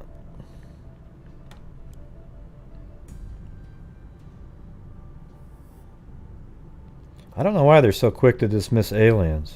Yeah, you're right about that. Easily could have been one of those, like a beam of light or something. We just don't know at this point. We'll look into it further, though. Apparently in June they're going to come out with some top secret information.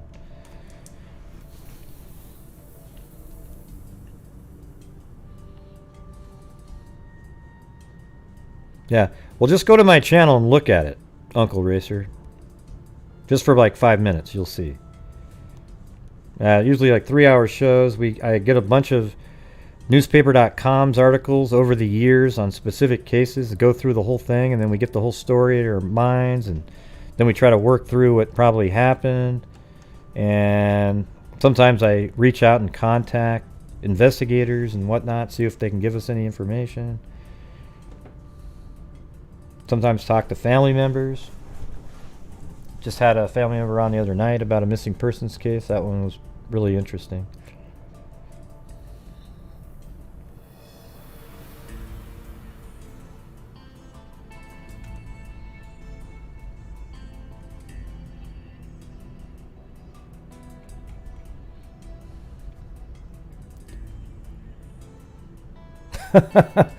I know that's a joke, right, Barbara? That's a joke, right? Okay. Everybody know what to do when somebody mentions that. Here we go. Bing, bing, bing, bing, bing, bing, bing, bing. Bing, bing, bing, bing, bing, bing, bing, bing. Bing, bing, bing, bing, bing, bing, bing, bing.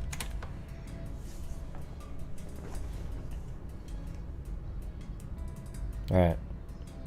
Hey, good night, Cindy Lean. I guess somehow my shots might be coming available tomorrow, so I got to call in to the hotline. They might be opening it up to people like me tomorrow, but we'll see.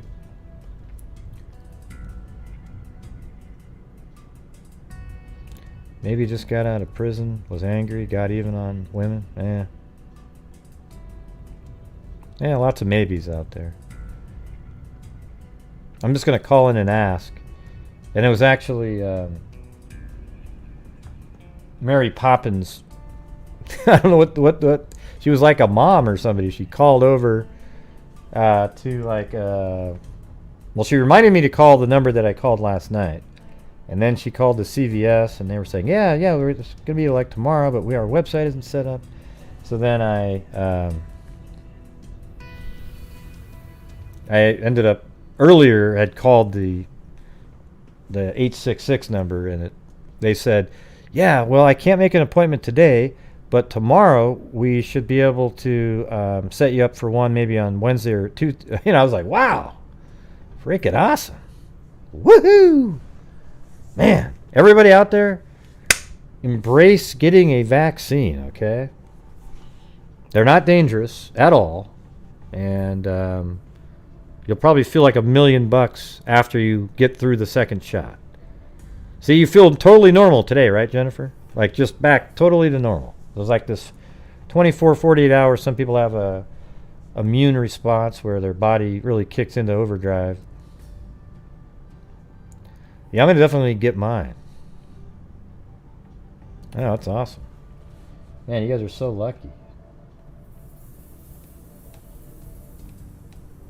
All I ask is this. If you're somebody out there that doesn't believe in getting shots, or, you're scared, you think there's something dangerous and don't want to do it, do not convince one other person not to get theirs, okay? Because if something ever happens to them, you're going to feel like crap.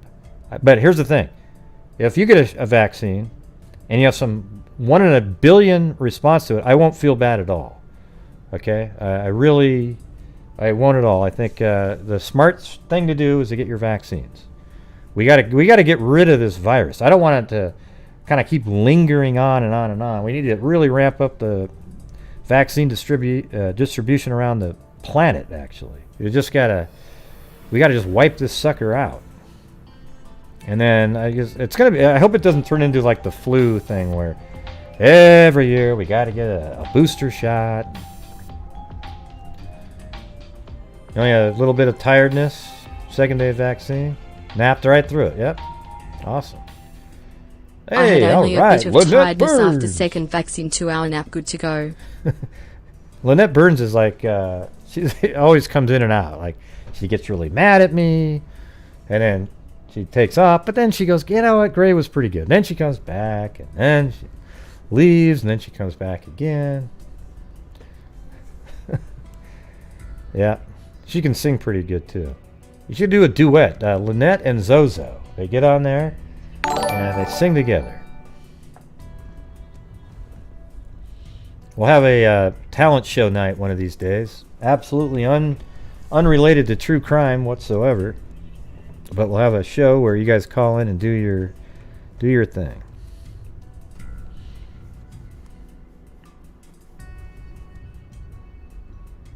Yeah. Oh yeah. Okay. Yeah, but the thing is, if you do karaoke, you have to have your own music on your side, because we have a delay, right? So it would sound really weird.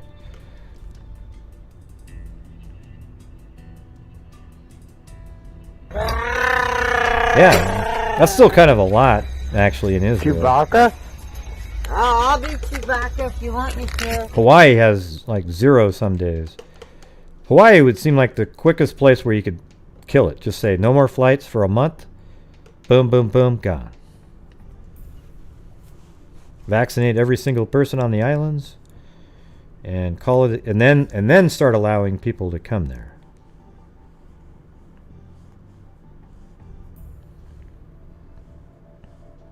Okay.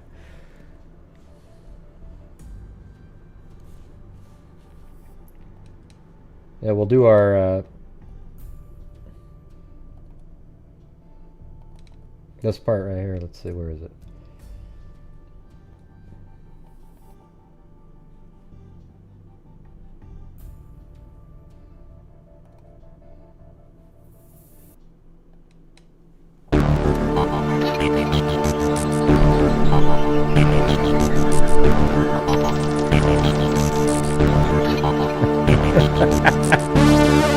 From the green forests in the Pacific Northwest, I bid you all good evening, or good morning, as the case may be.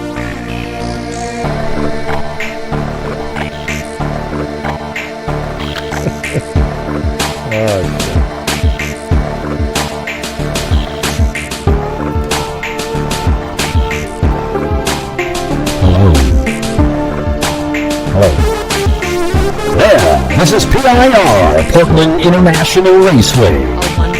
With the biggest thing since the Pinewood track, we have Rod Lincoln, a retired astronaut with his hydroelectric car. Yes, it's guaranteed to rip up the road right in front of your face. We also have Jim Hansen with his Beavermobile. That's the only car that'll knock down trees at 200 miles an hour. Trials from 6 and 7 Vita.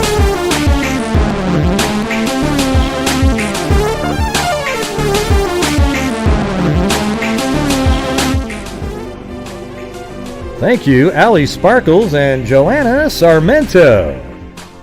Been too long since I got to catch a live. Thanks for all you do, Grand Freaks. Blue Heart. I have to look at. I see the arguments going on with LM and Zozo because LM said some really rude stuff a while back. Hold on a second.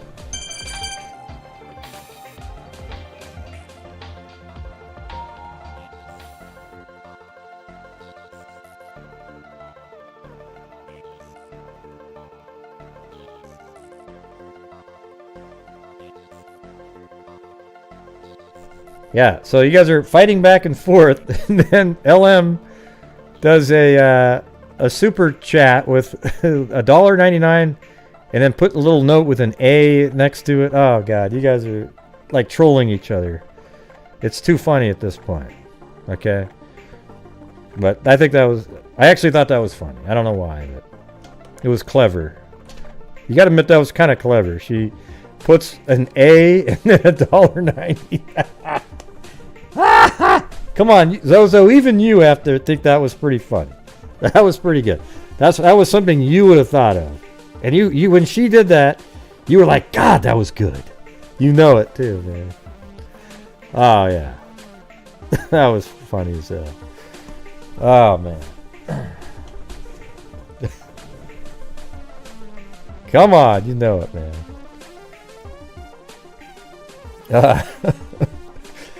That was just freaking awesome. Oh man. All right, everybody. I think I'm going to end the show now. Looks like my Blazers pulled off another win, which is cool. Hey, did the Ducks win today or not? Anybody know about that? Did the Ducks win? Linda Howe, as in Linda Molden Howe of the Cattle Mutilations and Crop Circles. Yeah.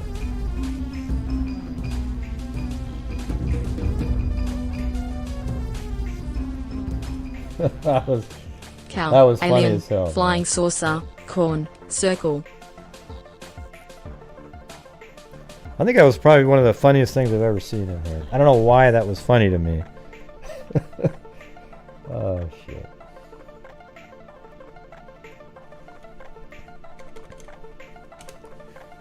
I guess you have to sort of have seen it, been around, the battling back and forth.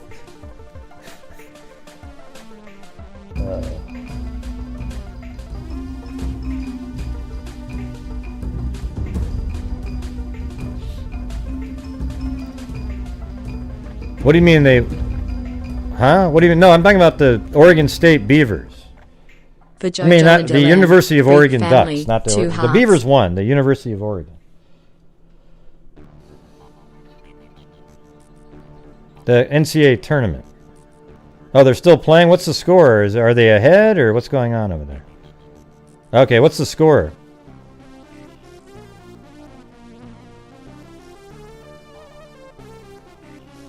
Thanks, Mary Poppins. And thanks for being my mom today. Getting me all set up and ready to go.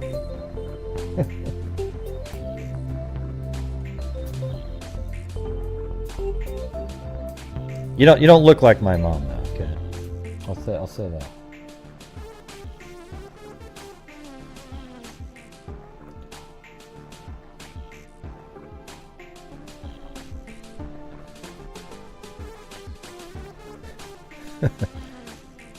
Yeah.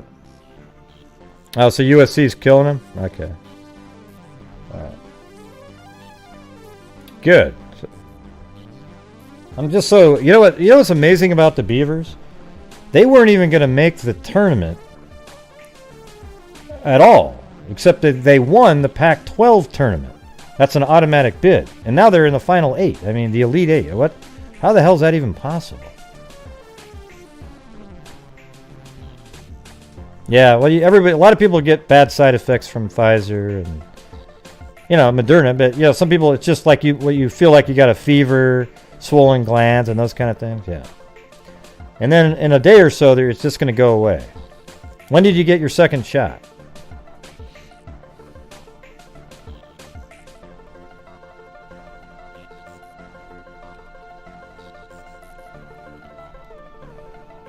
Yeah. That's right. It turns on your immune system kicking in. It's just kind of the way it is. My dad had diarrhea, and he just wasn't feeling good at all. Yeah, I kind of want Moderna. That's what I want.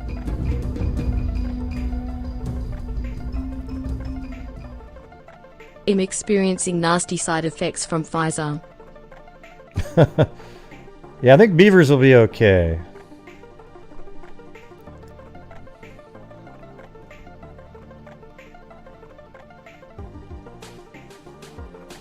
Yeah. I'm hoping that Moderna is the one that I get to get. That's what I would choose. But I would take anyone. Like even Johnson & Johnson is, it's like 65%, but it's 100% against the severe COVID disease, right? That's what everybody's worried about. And all of them are 100% against that. Man, you guys are so lucky. All of you getting shots all the time. I mean, shit. And one of the things I do say, there's a lot more people watching right now, is that everybody should be in the habit now of washing their hands forever. Because look at what it did to the flu virus this year. Wearing those masks. I think it's mainly the washing the hands, though, for the flu. So many people were washing their hands all the time. And the flu basically disappeared this year. And what it really does, though, is it shows you how absolutely transmittable the coronavirus is. COVID, SARS-CoV-2, I think it is. But yeah, it spreads so much easier because that one took off like wildfire, even with all those mitigating behaviors, right? Yeah, if you can point to somebody that got the flu, let me know. It's like literally... well, there's some that got it, but it's really rare. I got my flu shot, for sure. But hell, it's almost like you don't need a flu shot. If you keep doing the washing your hands, that kind of stuff. Yeah, I like those lines, too. Got 6 feet. Yeah, I got a flu shot earlier in the year. But anyways, you guys, I am going to get out of here. Let me do this part first, though. Hold on. I got the... Alright, this is John Boy. I'm going to do the thank yous. Thank you to Rochelle Black, Brian Joe, Joyce Lee, Crystal A.K.A. Beaver Gaming Sub Crystal, Tammy Sutherland, Courtney Robb, Lee D, Tracy, Miss L. Rodriguez, Caddy Zimkowski, Allie Cake, Mary Poppins, Lisa Curran, Maureen Gardner, Jen H, Angela Vincent, Jennifer Rochelle, Zozo, Linda Howell, Sarah Smile, Lee D, Holly, PK, NIB. Whoa! Oh my God, everybody, a cat eye donation from Emily Flotilla. Boom! Susie Heath. And another Emily Flotilla. Alyssa Christie. Or Alicia Christie. Zozo. Lee D. Peter Arnold. Maureen Coe. Holly. LM. Bravo Queen. William Zambrano. Miss Marple. Run 221. Kendall Maynard. Amber Maiden. Billy Pay. 1221, aka Karen, just not the Karen. Dan Carr. Leah Mazarone. Cindy Lee. Lee D. DSK 1317. Emily Flotilla. Layla, my Layla. LM with the Aussie dollar. Joanna Sarmento. Allie Sparkles. Linda Howell. Allie Sparkles again. Mary Poppins. And Emily Flotilla.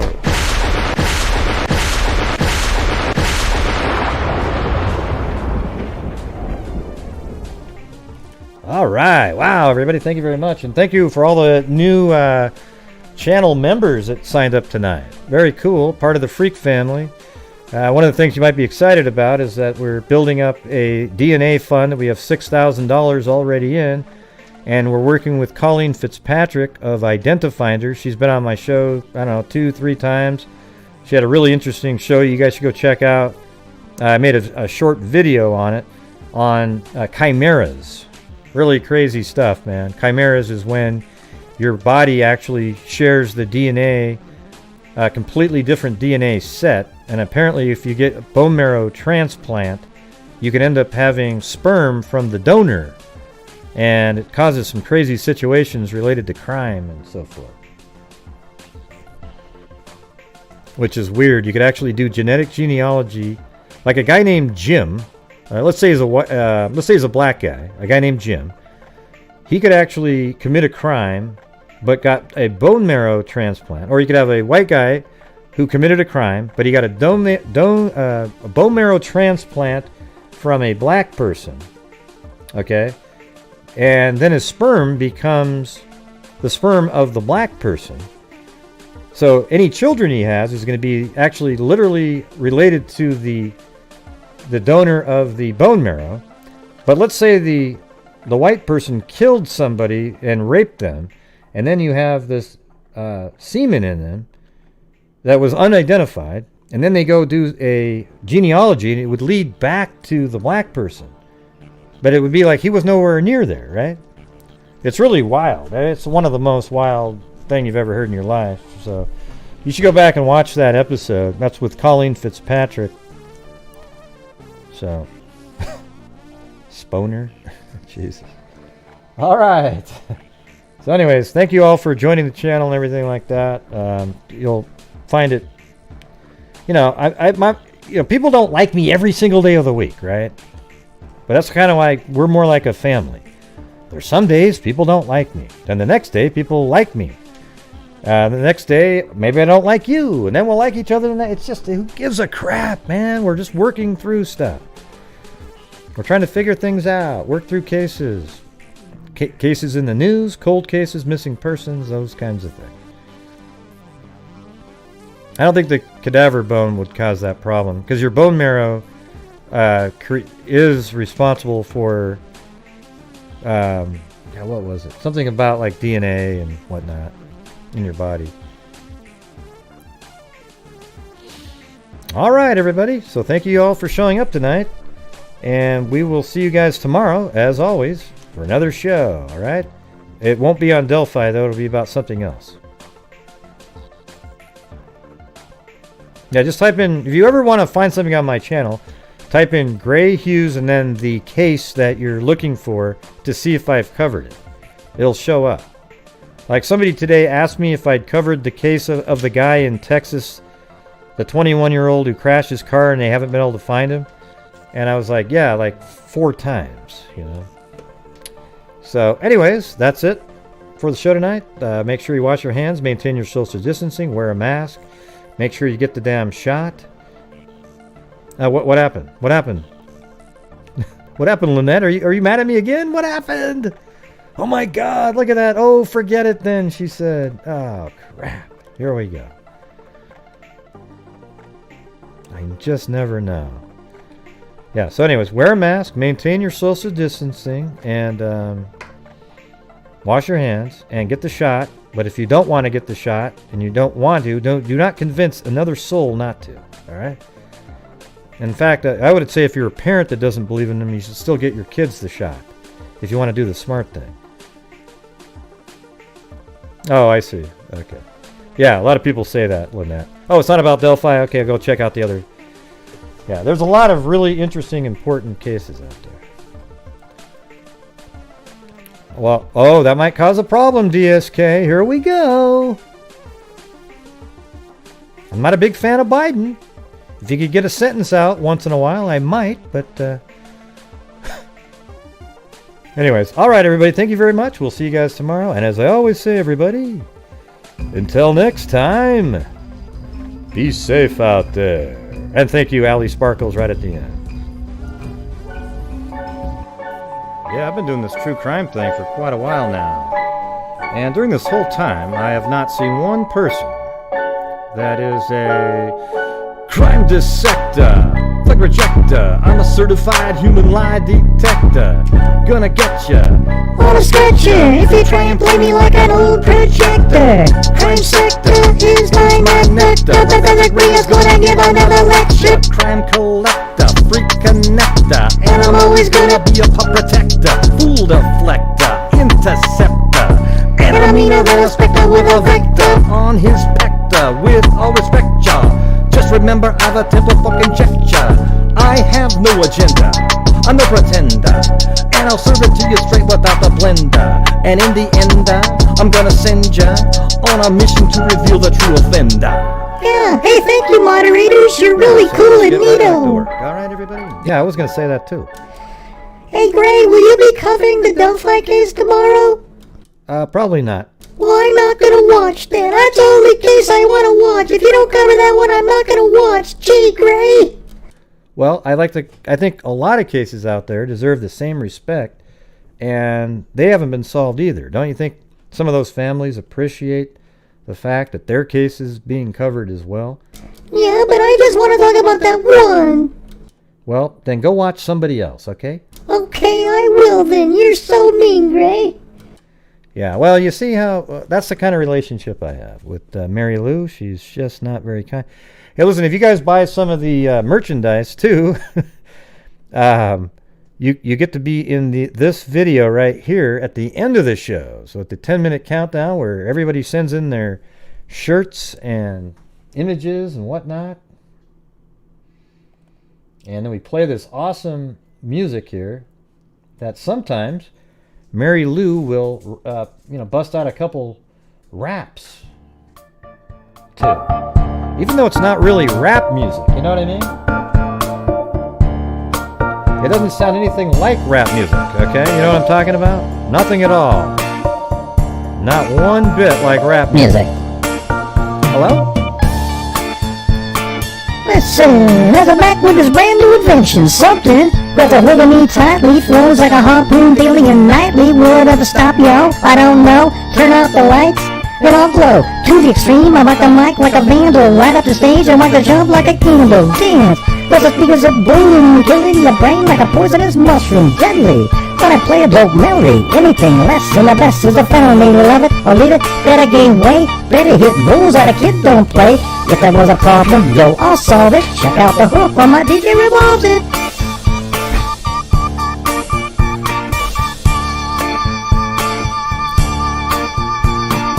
Everybody is jumping with the bass kicked in and the Vegas are pumping. Quick to the point, cause the point no faking. Cooking MCs like a pound of bacon. Burning them, yeah, quick and nimble. I go crazy when I hear the cymbal with a hi-hat. With a souped up tempo, I'm on a roll. Time to go solo, rolling in my 5.0 with the rag top down so my hair can blow. The girl is on standby, waiting just to say hi. Did she stop? No, just drove on, kept on. Close to to the next stop. About the left, I'm headed to the next block. The block will take, dog, so I continue to A1A. Detroit Avenue, girls were hot, wearing less than bikinis. Rockman lovers, driving Lamborghinis, jealous?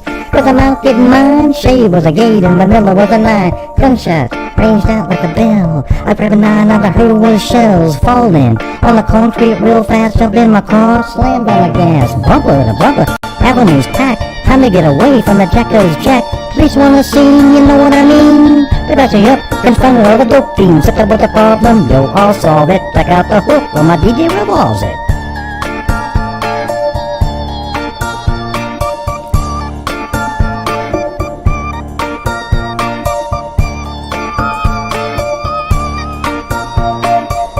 Little story I got to tell about 3 bad brothers you know so well. Started way back in history with that rock MCA and me, Mike D. But had a little horsey name was Paul Revere.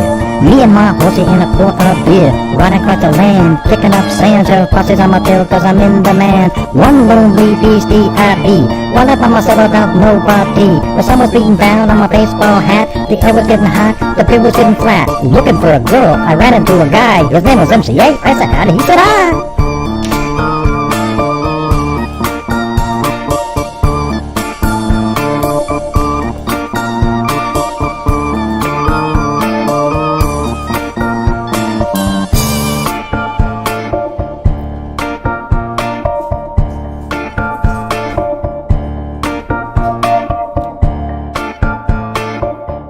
Mary Lou, you still there, Mary Lou? Yeah, I'm still here, just waiting. Well, what are you waiting for? Hello?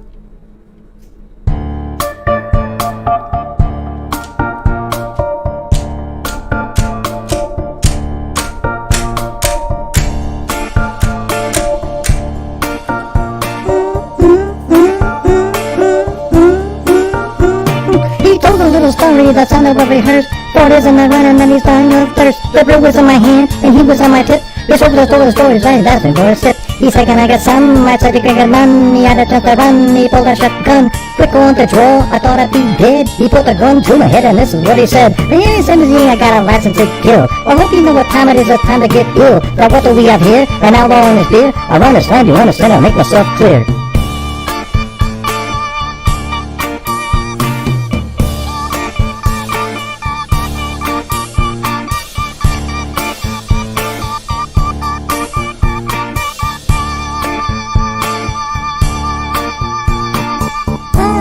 You got the brew. You got 2 choices of what you can do. It's not a decision, as you can see. I can blow you away or you can ride with me. I said I'll ride with you if you can get me to the border. The sheriff was at me for what I did to his daughter. I did it like this, I did it like that. I did it with a whip ball bat. So I'm on the run, I got my gun. Right about now it's time to have some fun. The King at Rock, that is my name. And I know the fly spot where they got the champagne. So we rolled 6 hours and we hit the spot. Both was good and the girls was hot. The two was staring like he knows who we are. We took the empty spot next to him at the bar. Yippee-yo, you know this kid? I said I did, but I know he did. Kid said get ready, this ain't funny. My name's Mike D and I'm about to get money. Pulled out the jammy, aimed it at the sky. and let two fly, and then up and then hit the floor. He wasted 2 kids that ran for the door. I might be and I get respect. Your cash and your jewelry is what I expect. MCA was with it, he's my age, so I grabbed the piano player and I punched him in the face. Piano player's out, music stopped before he had 8, and he got dropped. Mikey grabbed the money, MCA grabbed the gold, grabbed 2 girlies and a beer that's cold.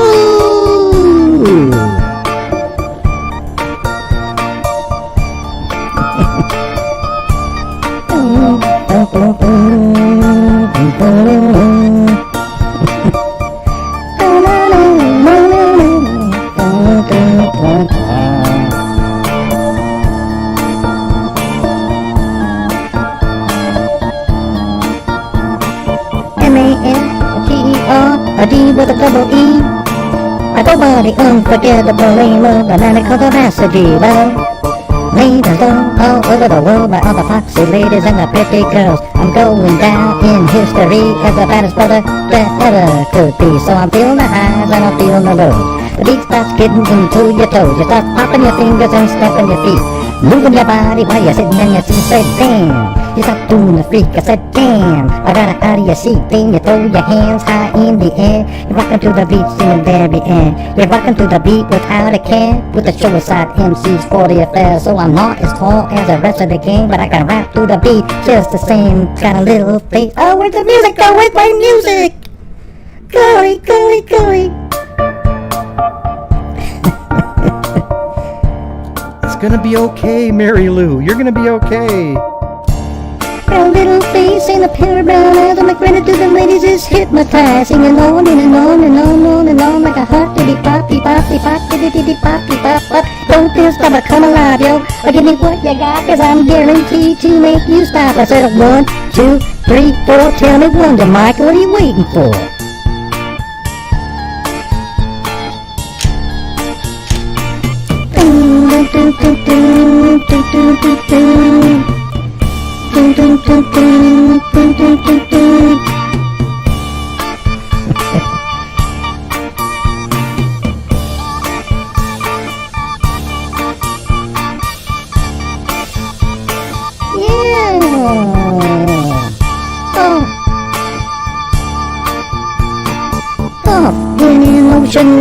No one can rock the microphone finer. East Coast, South Carolina, over Seville and now Dina. Or to China, cause I gotta show that. I need my passport, cause I gotta go there. Rumor going around about me and the crew, about something we did or supposed to do. You might not have heard it, or maybe you have, but when I first heard it, all of it was whack. Used to get angry and all uptight, but you can say what you want to spell my name right, cause all I'm ever guilty of is rocking a house. Like I found what the rumor was all about. Sissy, I then tell all your friends, and if you don't wait till you see me again, this way I can hear it from the horse's mouth, and right then and there we can straighten it out.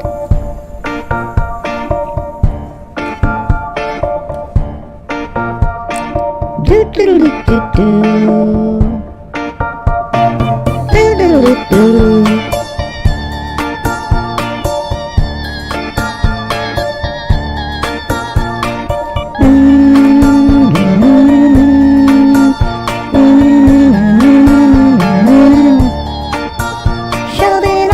In an ocean liner, no one can rock the microphone finer. East Coast, South Carolina, over the bill, and I got out now finer.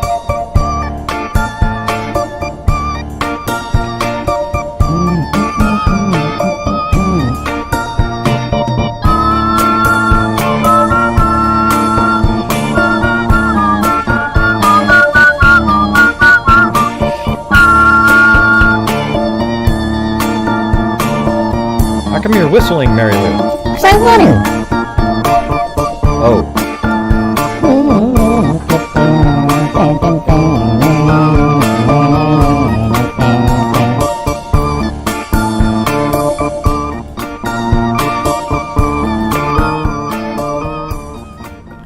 Hello? Hello, where is everybody? Where is everybody? Hey, Greg, good show. Thanks, man. Thank you very much.